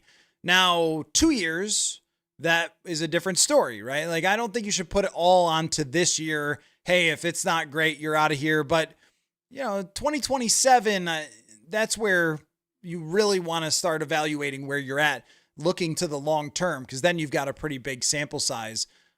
But yeah, I mean, it seems like there's quite a bit of confidence. Now, I'm sure it's not the same as it was last year after he won Coach of the Year and everybody believed that he was going to turn J.J. McCarthy into a franchise quarterback. But I think it does speak to the strong feeling in general from Vikings fans about O'Connell as their head coach, that this isn't lower. Because if you make a gaffe like that and get rid of Sam Darnold and then miss the playoffs and Darnold wins the Super Bowl and still a third of the audience is saying we're extremely confident in you, and 77% is saying that we're reasonably confident in you. I think that says a lot there. No shock that the confidence level in Brian Flores is 78%, 5 out of 5, and pretty much almost 100% is either 4 or 5 out of 5. That's not a shock. So give me your reaction. And give you the FanDuel question of the day again. Is the Vikings are plus 166 to make the playoffs. Where do you think fan optimism will be if they don't? Like, does the optimism for the direction, does it entirely hinge on whether they make the playoffs this year or not is the question. So let me see some of your responses. So where would you guys have O'Connell? Would you guys have O'Connell at a 4? Would you have him at a 5? Would you have him at a 3? Like, let me know, because that's an interesting one. I am legitimately surprised that such a high percentage of the audience, what did I say it was, 77, 78%, like almost 80% of the people who took that poll were saying that they are at least 4 out of 5 or 5 out of 5 confidence in O'Connell. I thought it would have been less. Aaron says, as long as they don't design a run play with Hockenson handing the ball off. Hey, don't forget the quarterback sneak for Hockenson against the Green Bay Packers, which was also a tremendously bad idea. Don't ever put that guy under center ever again. Goblin Graphics, what position other than edge should they add a solid veteran to the depth chart? I could see, well, safety, if they don't like what they see, would be another one. Donovan Wilson is still out there. He played for the Dallas Cowboys for a long time and overall was a pretty good player. He's fallen off recently, but everyone did with Dallas. I would not totally count out running back if they don't feel like Damon Claiborne is ready to contribute, if somebody gets banged up when it comes to the preseason or training camp. I guess probably training camp. They're not going to play those guys in preseason, but if somebody gets banged up or they just don't like the depth at all, they could add to there. I don't know if there's too many others. I mean, guard, I guess, would be the other one, because the backup guard situation is, who knows? Like, Walter Rouse looks like he's moving over to guard. Okay. Henry Bird has never played before. I could see them adding a veteran backup guard, someone who's played for another team. Cut down day, possibly. And then it depends on injuries, because if someone gets hurt at a key spot, you might need to make a change. But there's not that many other positions where I could see them making a move. Axton says, if you had done that survey, would not be that optimistic. Contrapast and KOC is always, or has come across as petty at times, but still gets the NFLPA grade. So he's handling most of the guys well. I think that he communicates really well with the players. And I think that he is very respectful of the challenges of the job, because he was in that job. Like, he had played in the NFL, so he can put himself in the situation and say, how would I want to be treated in this spot? I think he has really good, they call it emotional intelligence now. I think it's just awareness of, he can be in a room with 53 players and understand all 53 and what they're thinking, what they need to succeed, like has a plan for all those guys. And I also think that KOC believes in players, and sometimes it gets let down, but I think that it's a lot easier to play if your coach believes in you than it is if your coach always is riding you into the ground, which may have been the strategy of a previous head coach in Mike Zimmer. Not that he never believed in anybody. It's just that he was so hard on people that some guys didn't respond to that. So I think the players respond really well to the style of coaching, to being respected, being treated like grown-ups, being treated like men. You hear that a lot, where some NFL coaches still treat these guys like they're college kids or something, and it just doesn't work. So I think there's that. And any pettiness would be, I think, more toward us last year, just because of how hard it gets. And there is no coach in any sport, when your team is struggling and suffering and it's awful and you are probably sleeping never. I was friends with a guy who coached in the NHL for a little while, and he was an interim coach, and the team was awful. And he said, man, I didn't sleep a single night. Like, when I was trying to coach that team, I was trying everything and nothing worked because it was a terrible team. But the toll that it takes through a season when you're struggling on the coach, yeah, every press conference is going to be like, oh, hello, everyone. I'm super happy to take your critical questions again. Right? When you're 4-8. So yeah, I mean, I think in terms of how he handled last year, it was fine. I mean, it was a 3 out of 10 compared to how it was with Zimmer in some of those seasons. Mike says, Vikings fans don't have high standards, generally content with fun regular seasons, not terribly surprised. You know, Mike, I think a lot of people, I think to the point where so many people say that about Vikings fans that it can't be true. Like, so many people who are Vikings fans say, Vikings fans are content with a good regular season. They don't care. They just want the ride. I don't think Minnesota sports is like that. I think Minnesota sports is desperate for a NFL, NBA, NHL, MLB championship. Desperate. I'm not sure too many Vikings fans would say, oh yeah, well, that was a fun season. Good for us. When they lose, in, I don't know, the wild card round on a check down on 4th down or something. I don't know how many fans you would have found after that who said, well, it was a fun season. In fact, we had a show, myself and Brian Murphy, after the Kirk check down in 2022 in the playoffs. And I said to Murph, was it worth it? Like, was all that worth it? It was a really fun regular season. It was crazy. It was wild. It was entertaining. And we both came to the conclusion, not really. Not if it's going to end like that. So I don't know. I think that's kind of straw man-ish. I'm not sure that there's that many people who actually feel that way. I think it's a thing that Vikings fans say about each other. Jim's confidence in KOC is very high. He may have made a mistake somewhere in the JJ McCarthy process. Even a great leader makes a mistake. Saban going to the NFL, a big mistake, but a great leader. Saban had at least one good season, I think, in the NFL. But to your point, you're right about the one decision cannot totally define what KOC is as a coach. Because there's a bigger sample of him coaching before that mistake that has a lot of very good indications. Now, there's some common sense stuff that's been missing throughout this time. There's some galaxy brain stuff that's been over the top for me at times during the 2024 season. I mean, you mentioned the Hawkinson running it. I mean, that's gotta be, it's not the worst. The worst trick play ever is when he ran the pass play to Kirk Cousins. Now he's cooled off on that. We haven't seen a lot of the trick plays recently. I think did they pull one off last year? But there hasn't been many of the trick plays. But it's not so much that I don't like trick plays. I think trick plays are fun. It's the timing on some of them. In a playoff game, you're throwing a pass to Kirk Cousins. Josh Dobbs, man, is playing super well, and you're going to put him in a vulnerable position where he could get drilled by Kareem Jackson. Like, come on, man. Against that team, that very physical Denver Broncos defense, is this really the right time to do this? Stuff like that has kind of gotten in the way a little bit at times. And I really wonder if last year at the end of the season, where I thought that they common sensed them way to 5 straight wins at the end of the year, I do wonder if there was a little bit of a, like, all right, let's not overthink this. Like, let's not go the galaxy brain route of why not play it simple? And this is one of the reasons why I just love the Gary Kubiak, Clint Kubiak, like that whole strategy of the way that they design their offenses and things like that. It really seems very straightforward.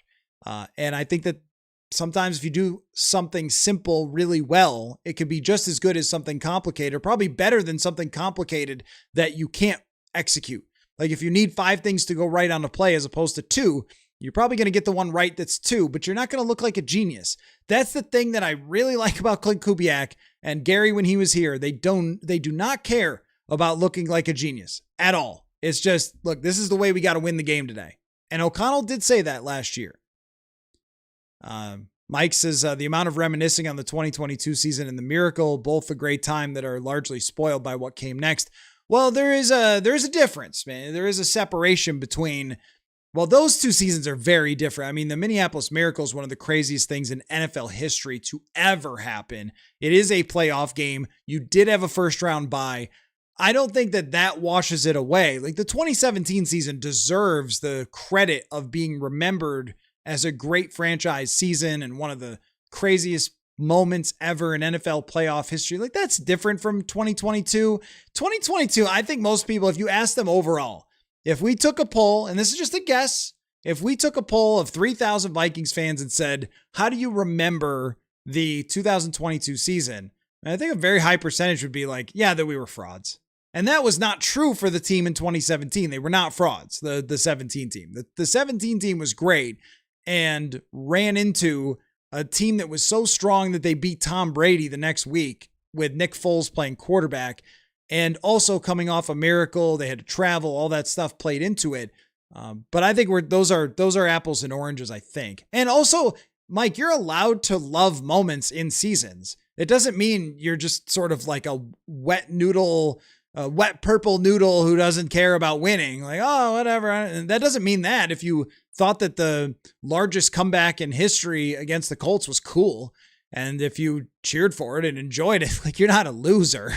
If you remember regular season moments that were great. But I think at the end of the day, people would remember those seasons as, yeah, it was all right. And it was the fun moments, but not as a big success. Jay has KOC at a 4. Steven also a 4 with Flores, and a 2 without Flores. I don't know if I would be that aggressive, Steven. I mean, their offenses in 2022 through the time that Kirk got hurt and in 2024 were very good, especially the passing game. Just last year was brutal. Aaron would give KOC a 4 out of 5. Axton a 3 or a 4.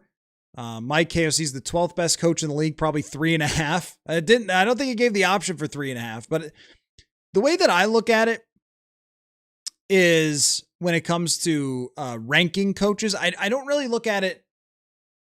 I don't want to sound like I'm like, oh, well, look, I'm too above ranking things. Cause we've been ranking stuff. We've been ranking NFC teams and things like that.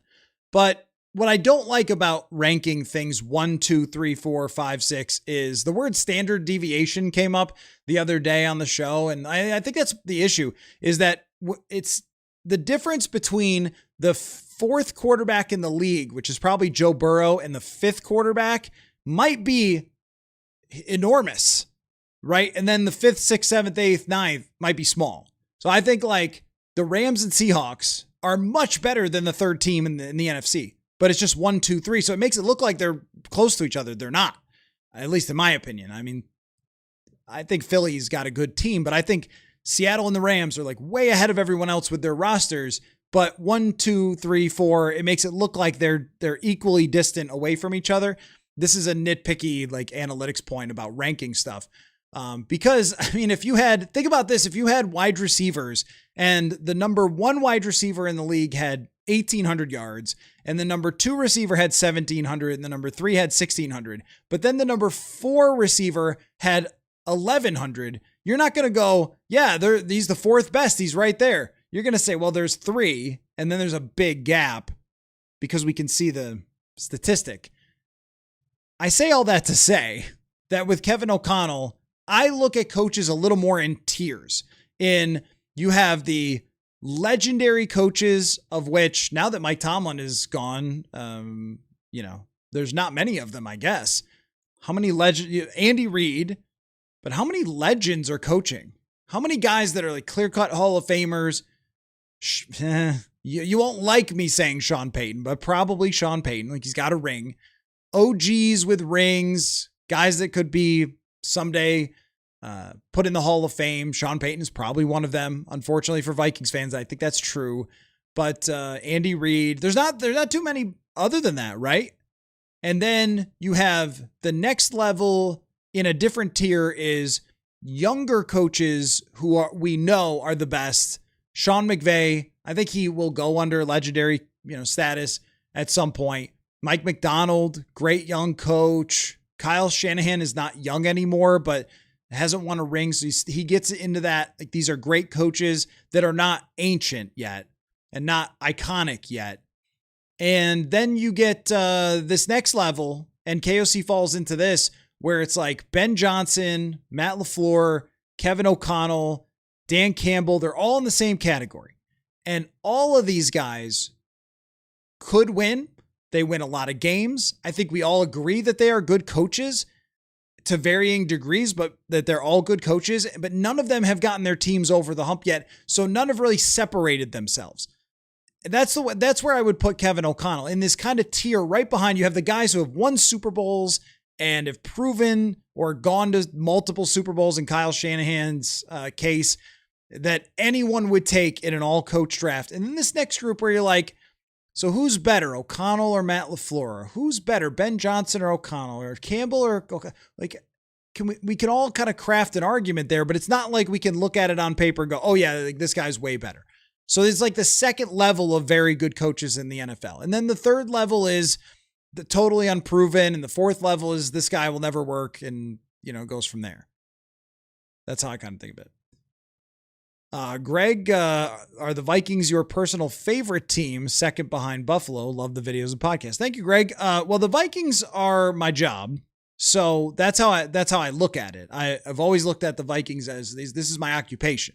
So regardless of whether they are, I mean, if they are 2-15, I'm still at TCO Performance Center doing my job happily.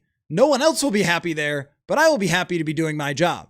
And I will be happy to come on here and talk with you guys, and you can rage out and I'll give you feedback and whatever.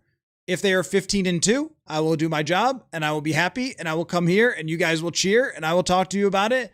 And that's never going to change, right? So it's my job to cover the Minnesota Vikings. So I don't own Vikings jerseys, hats. You know, I don't cheer for them to win because I am too focused on doing my job.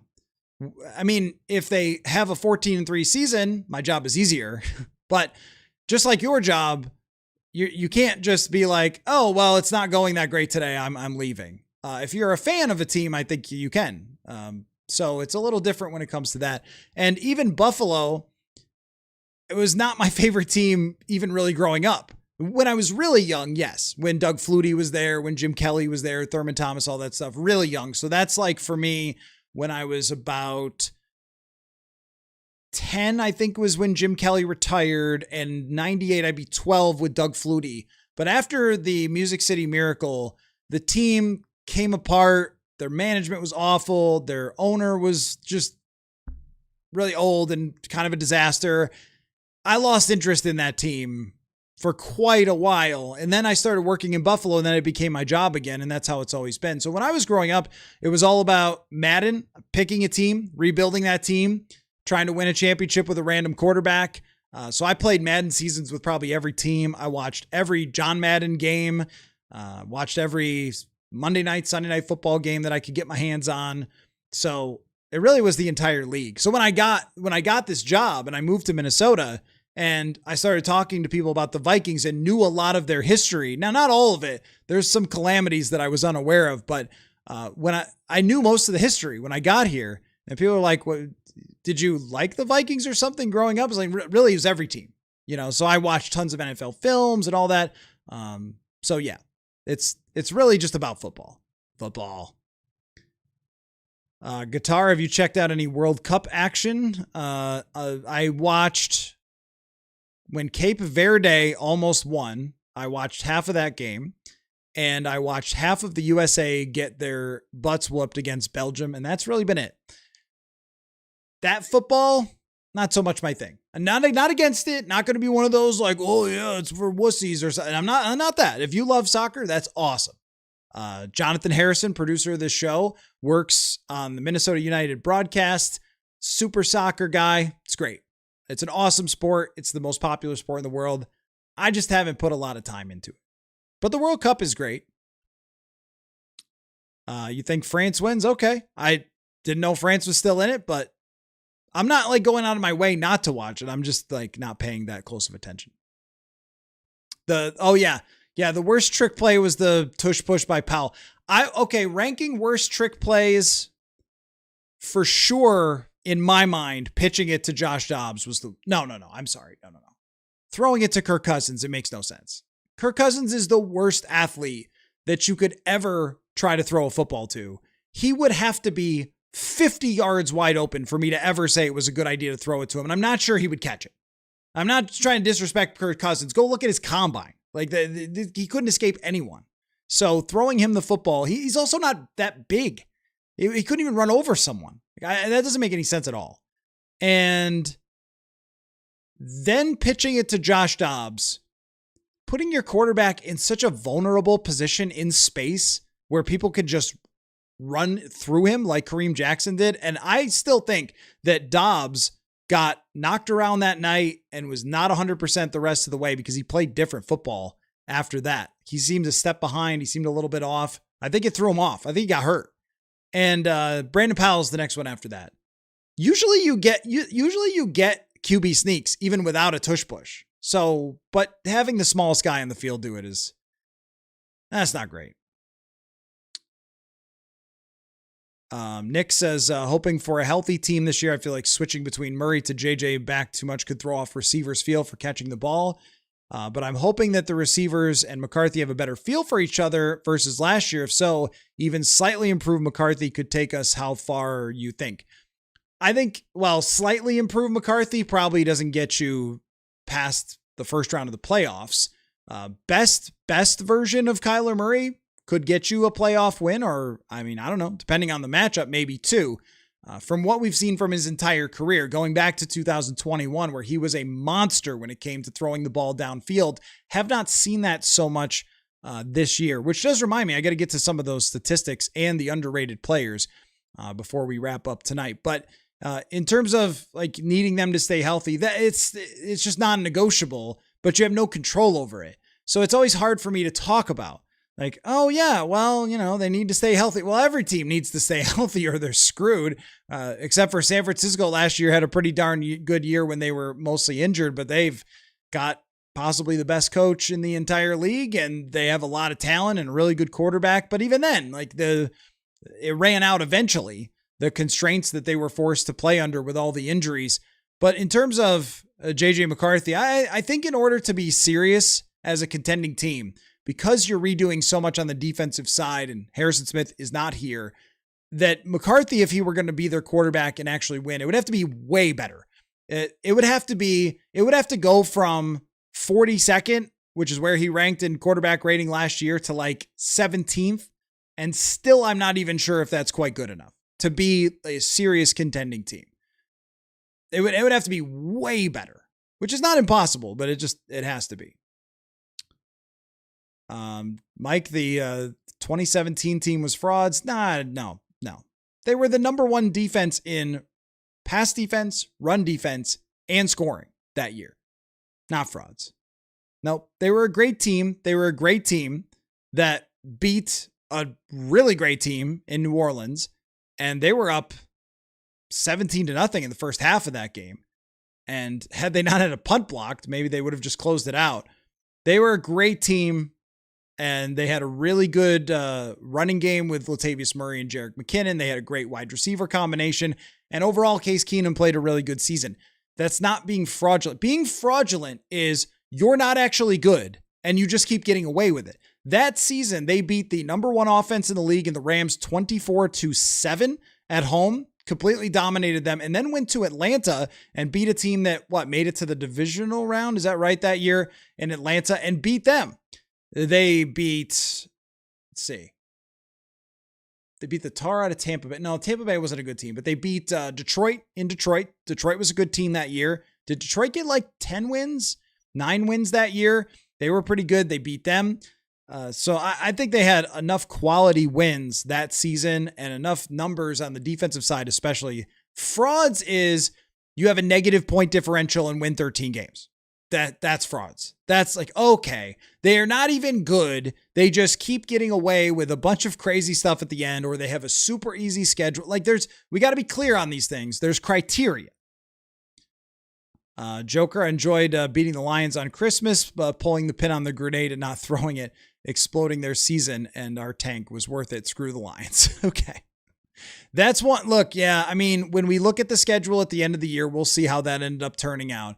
It had to be said after that game. It had to be said. Factually, they hurt their chances at an easy schedule. They did. But you can move on. We can move on.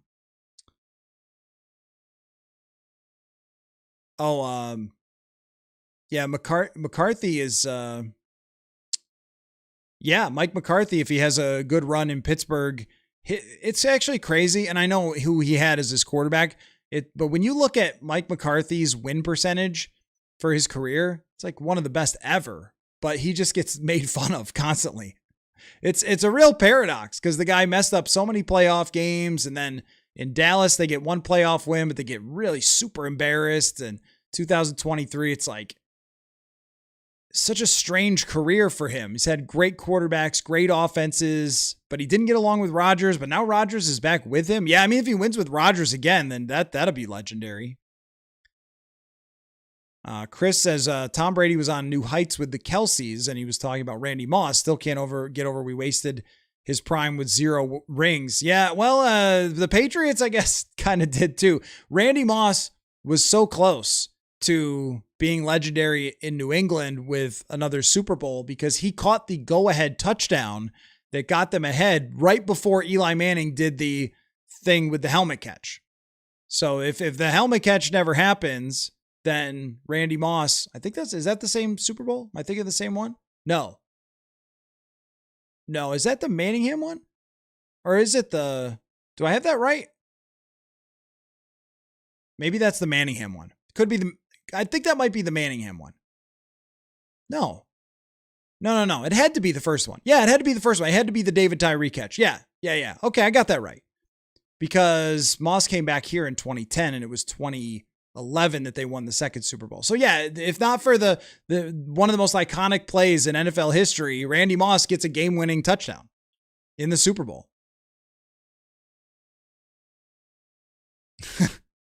Yeah, Joker, I know. Everyone hates Sean Payton, but if you get a Super Bowl, you win that many games, like that's how it's going to go. If you have an all-time great quarterback, but especially since he wasn't an all-time great quarterback when he got to New Orleans, and he's also won in Denver. When is Jonathan going to come on? Well, sometime. We could get Jonathan to pop in sometime.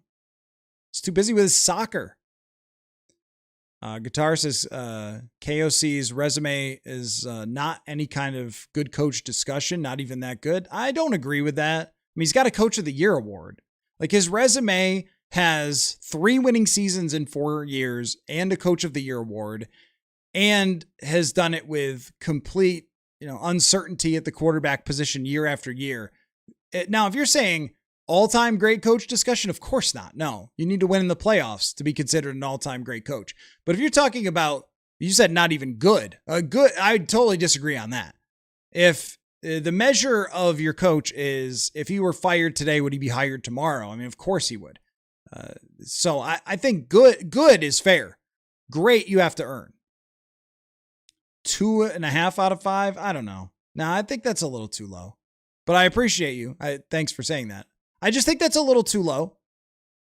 I think that he still deserves in terms of actual coaching. Now there's a just cataclysmic quarterback decision, but in terms of actually coaching the team, the offensive scheme, when you have someone who can run it, getting over 500 last year, the 2024 season, I think that he deserves to be a little bit higher than a 2. Would I like to see them win being here in Minnesota? It would be, I just look at these things completely different. Vikings and Bills in the Super Bowl. Who am I rooting for? It's the worst answer because the answer is nobody. I'm just going to cover the game. I'm just going to be there and I'm going to report on it. And I'm going to do a post-game podcast breaking down every single thing that happened. And I'm either going to be covering a parade or I'm not going to be covering a parade. I mean, when the Vikings got up to 7-0 against the Philadelphia Eagles in Philly in 2017, is we might be covering the Super Bowl. And that was, loving football as much as I do, covering a Super Bowl would be incredible. That I was actually covering the team, not just sort of allowed to be there. If I was actually covering a team and I got to see it all play out through the entire year and then covered them in the Super Bowl and covered a Super Bowl win, I would really enjoy that. That would be, just considering how many years, I've covered football and how much I love the sport and how much history I consume about it and Super Bowls and all those things. Yeah, to be a part of it in even the smallest way, just covering it, going into a Super Bowl locker room, that would be really cool. Just that's sort of selfish me just wanting to be near the Super Bowl. But in terms of sitting there rooting for it to happen, it's just not what happens in my brain. When I'm covering a game, it's facts and details and storylines and what I'm going to tell you after the game about what I saw, what I'm going to tell you after the game about what I heard, what I'm going to write. That's how my mind is working. It's not oh my God, I hope this happens. I don't even get there. So the answer would be whoever wins the Super Bowl is fine with me, but it'll just depend on what my coverage is going to be. For the people. Now there's a separate thing for the people. So that's what you have to understand is I would feel awesome for you guys. You spend so much time invested in this that if the Vikings were winning the Super Bowl and they're raising their helmets and walking off, I would not be thinking, oh my gosh, this is so awesome. I was rooting for them. I would be thinking, this is so great for every Vikings fan who put in all this time and all these years and all this investment, all of you, all the live streams, all the mock drafts, all that stuff. Like, you earn it. You earn it. And when people get all, I don't know, tight up about, oh, you can't say you don't play for the team. Oh yeah, you can. Yes, you can. In you guys' seat, in the Vikings fan seat, absolutely. You are as much of a part of that as anybody else because of the amount that you put into it. You put your money into it. You put your time, you put your heart, you put your emotions into it. It's just a different thing from my seat, but I would feel super happy for you guys. That post-game podcast would be incredible. Son of Beavers Brady Christensen was cleared today from an Achilles. Do you think the Vikings could take a look to bolster their guard depth? Yes, I do. I think that they need somebody. Greg Van Roten is still out there, as he always is for some reason.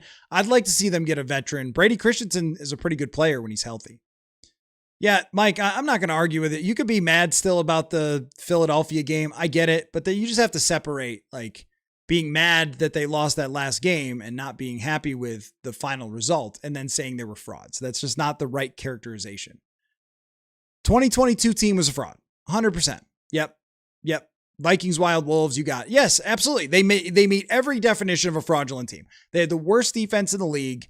They had to win every game at the last second, and they didn't have a very hard schedule. The division wasn't any good that year, and they looked better than they actually were. Yeah, I'm assuming McVay will be in the Hall of Fame too. How many coaches would I take over O'Connell if Flores is staying as the DC? Yeah, that combination, it's hard for you to get to 5. I mean, yeah, we're all taking McVay. We're all taking Kyle Shanahan. I think Andy Reid probably I wouldn't now. Like 5 years ago, I would. But there's been some things the last few years that I go, I don't know. Mike McDonald obviously did an amazing job. But if I got Clint Kubiak with him, I like that combination. If we're talking combos, then I like that in Seattle a lot. How many would you go over that? I mean, I like DeMeco Ryans, but they can't figure out the offensive side. There's not that many. Yeah, there's not that many. Ben Johnson, but I don't like Dennis Allen and what he did last year for their defense. Dan Campbell, it's never been able to figure out the defensive coordinator. Yeah, no, that's a great question. I think that they would, in terms of combinations of offense and defensive mind, it would be probably somewhere between 5 and 7. Steven, is there a dream team or market that you could cover someday? This right here, man, has been a dream job. I have not made any effort in 10 years to cover any other team since I've been here. I got here in 2016 and I have never tried to go cover anyone else. So I really like this. Now, there are always, who knows, like in the future, how things could play out. But in terms of like just going to cover another team, this is great. I would love to, as I mentioned, cover a Super Bowl, and maybe that'll happen. Maybe it doesn't. But also, yeah, there's things that are for me and like doing the job that no one else would really consider. Cause you think of like, well, who has a huge fan base? Chicago has a much bigger fan base than the Vikings. That would be cool because their fan base is so huge that I would get more podcast downloads. Like there's that, but in terms of the franchise to cover, here's the thing that I would think of that maybe you wouldn't is the Vikings PR, how they are to work with, the players, the coaches, our media room, our media who have become my friends. We play golf and we travel together on the road and go to eat and like all those things, the friendships of this place for me. I mean, I don't know if you have that everywhere. Like every media market is not as kind, I guess, when it comes to the competitiveness inside of a media room. Like we all want to do the best stuff, but we also all like care about each other and like each other and are there for each other. If somebody needs a ride home or somebody has something go wrong on the road, like we all try to help each other out. So stuff like that is really important for me here. So I don't know if there's like a dream team. It's the Packers. No, I'm just kidding. I'm not Judd. I wouldn't go cover the Packers. McVay, Shanahan, Reed, Johnson, Ben Johnson, and then Kubiak would be tough. Ben Johnson and B-Flow together would be disgusting. Mike, where did you go to school for journalism? Syracuse. not Syracuse. Don't like them people. I'll explain that. How difficult was the transition from radio to podcast? The world is always ever changing. The joke about Syracuse is, so I went to a school you guys have never heard of. It's called the State University of Brockport, which actually, here's what it's known for. Stan Van Gundy went to my college. Yep. The former Orlando Magic coach turned broadcaster. So he went to my college. So at least we have one famous person who went there. And a lot of local broadcasters, come from that college in that area, in that Rochester, Buffalo, New York area. So that's where I went to college. I started out in community college first because I didn't know what I wanted to do. And there was a community college that had a good sports management program. So I went into that thinking that I could be a GM. I don't know, right? Sports management, let's go. And it turned out that it was a lot more like sports management, ticket sales, or event stuff, which is all great jobs, but it wasn't the job I was looking for. I was looking to do this. So then when I went to the 4-year school, which is like a Division III school, then I studied journalism and got into, doing this and got an internship at a radio station. Then I would love to have Stan Van Gundy on the pod. I would love to listen to that man talk football. So then I got a gig in Buffalo as like a part-time update anchor and producer and stuff, and then built on that and then got the job out here when it was 1500 ESPN. And then in 2020, when they shut that down, that's when I started this. But it wasn't difficult at all for me because I was already doing a daily radio show and I was already writing every day for 1500 ESPN. So it was pretty easy. Like I just took all this stuff that I had been doing and moved it over and made it my own. And it's been outstanding, but of course would be absolutely nothing without the support of you guys. That's really the key. Let me answer one more question. I got 2 other things I wanted to get to that because you guys have had great questions. See, I've been over preparing lately in case no one shows up because it's July 8th, but I got 2 more things to get to. So let me answer one more thing and then let me get to these other things. Nick says, feel like our fans have become so disillusioned through the years, the way we collectively find a way to think negatively. We need to believe we can win one, got to visualize the win. You're talking about speaking it into existence. My thing about that, Nick, is that's why I was so interested in this poll from fans, because it seems to be kind of not that. I mean, I think that a lot of our takes can be really shaped by social media, and like the people we see talking about the team all the time on social media can be so dramatic because drama gets attention. And this is where you have to be careful with like aggregators and stuff who take one sentence that somebody said and try to turn it into much more than it is. And, things like that. So, and Mike, I'm glad you guys are here year round. I really appreciate that. Shows how crazy you guys are about football, and I love it. But I think that actually this fan poll from The Athletic, that was why it stood out to me. It was like, you know what? I think these fans actually are really more on board with this team than it would seem sometimes if you just look at social media. So, maybe log off sometimes, just always be here on the Purple Insider page. So let me get to the 2 more things before we wrap up on one is the most underrated Vikings list we've been doing over on the newsletter, purpleinsider.football. Go check out the entire list. We got a shout out from Ben Lieber today because he's on the list. He shouted us out on Twitter for making the list. But I'm going to count them down here for you guys. And then we're going to do a bigger show with myself and Josh Smith tomorrow night. So look forward to that. Number 15, Amp Lee. Tremendous, maybe all-time great pass catching running back. Goes under the radar because he wasn't like 1,000-yard receiver or 1,000-yard rusher or anything like that, but was always there for the short pass, the check down. He could go downfield. Just a cool player. Number 14, Brian O'Neill, who I think has gotten some Pro Bowl nods and some attention, but when you're super consistent, you just don't always get the attention as from people who are flashy. Like there's a lot of players who have 2 great years that are super flashy that get a lot of love throughout history. And then the consistently strong guys, that's sort of one of the tendencies of this list is that we included a lot of guys that were just solid for a really long time. And that's Brian O'Neill. Solid to excellent, quality, consistency from him. And not the loudest guy, not the guy always seeking attention or anything like that.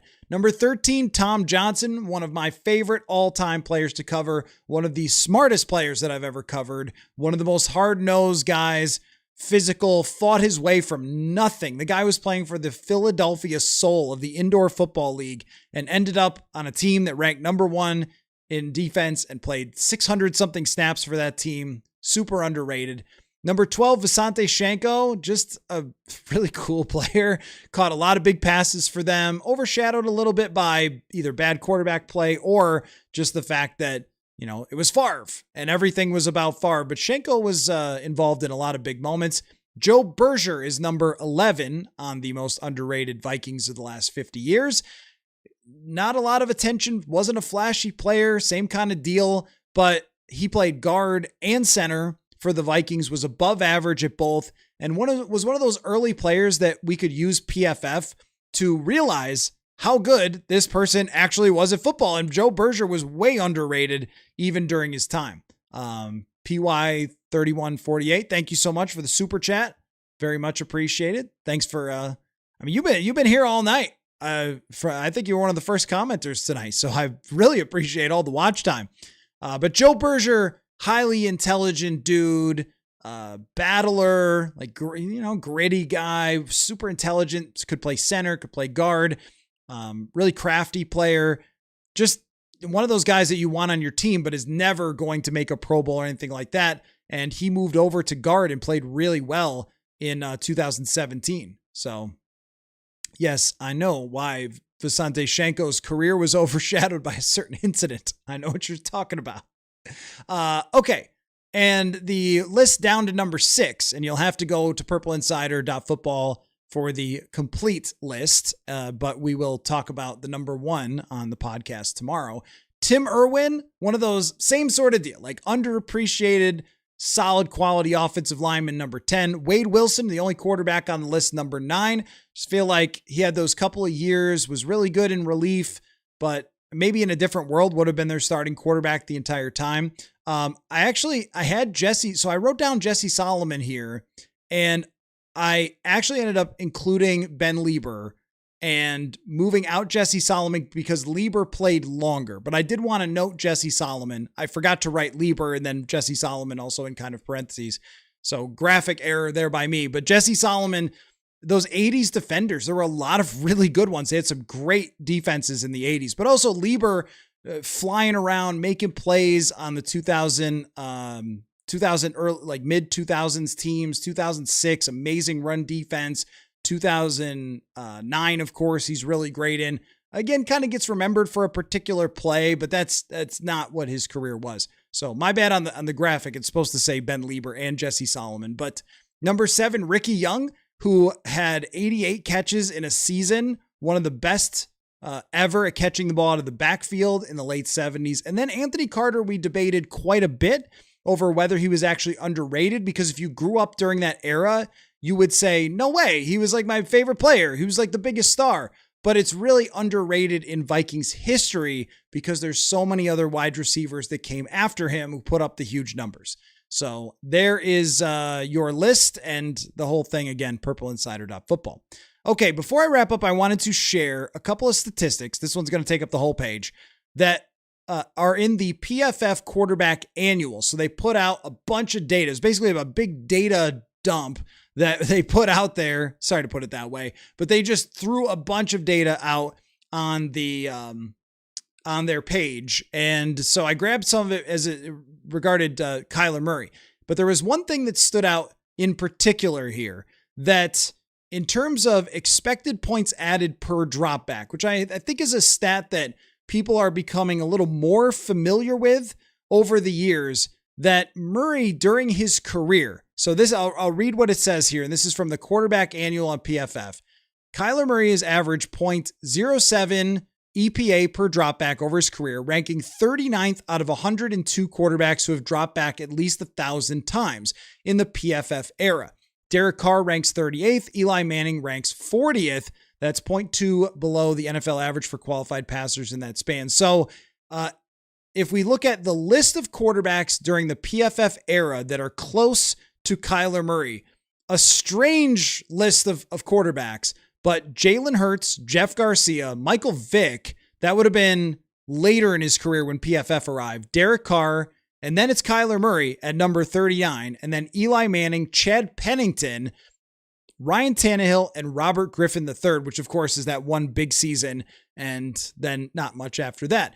But the fact that he is flanked by Derek Carr and Eli Manning, like Derek Carr won a lot of games, didn't win in the playoffs. Manning was all over the place, but did win in the playoffs. Jalen Hurts isn't that far from him. I don't know exactly what that says, other than like Murray being in a top half of quarterbacks that have played at least 1,000 snaps in the PFF era. It gives an indication to me that, can he be that guy? Like, can he be a Derek Carr level? Can he be an Eli Manning level, a Chad Pennington level? Like, you can win with those guys. That's really the point, is that you can win with those guys. So that was one stat that popped out. Here's another one, which is the dropbacks of 2.5 seconds or less. I know I've cited this statistic quite a bit to you guys, but I wanted to give it to you in graphical form, and I'll read it for the listeners. But in terms of his PFF grade, when dropping back last year in under 2.5 seconds, was 74.6. He completed, adjusted for drops, 82% of his passes, and EPA per dropback was exceptional last year when throwing under 2.5 seconds. It was 0.22, which is just really good.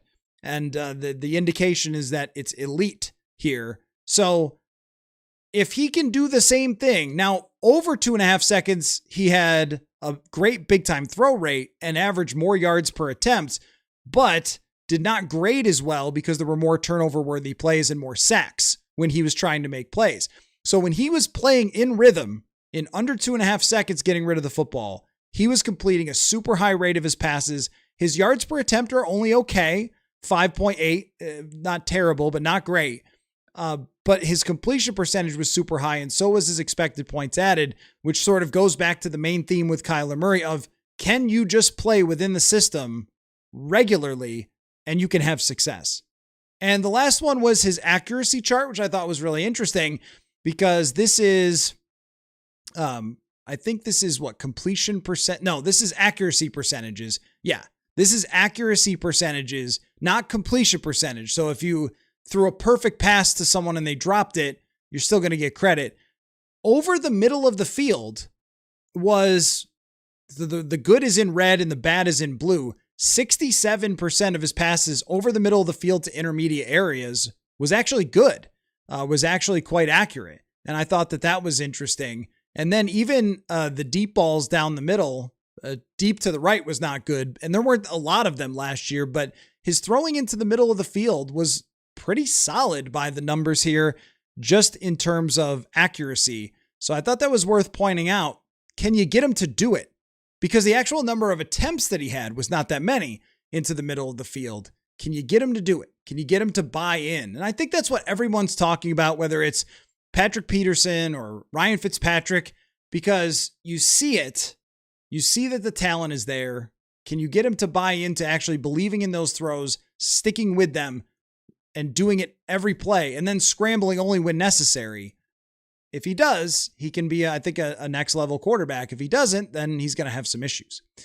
Anyway, really enjoyable show tonight, folks. Really enjoyable with the chat. Loved your feedback on the main topic and the stopping off points that we have in random questions as well, which are very much welcome all the time, but especially when we get into this time of year. So I've got a bunch of things lined up. I'm not doing another live show this week, but I've got 4 shows that are on the way. There's going to be tomorrow night with Josh Smith on the channel, where we're going to break down the most underrated player of the last 50 years for the Vikings. Maybe you've got a guess on that. And then also Brian Murphy's going to sit down with Mark Craig to talk about his journey to becoming a Vikings beat reporter and how he views the job. And then a couple of games of Talk Me Into, one with a Lions podcaster and another with a Saints podcaster breaking down the NFC South. So lots of content still to come. I'll be back for sure Monday night live with another chat with you guys. So Enjoy the rest of your week. Enjoy those shows that are incoming, and we will see you all again very soon. Of course, if Nolan Teasley finally does something, stop sitting around, Nolan. We'll do a show then too. All right. Thanks, everybody. Enjoy the rest of your night. Football.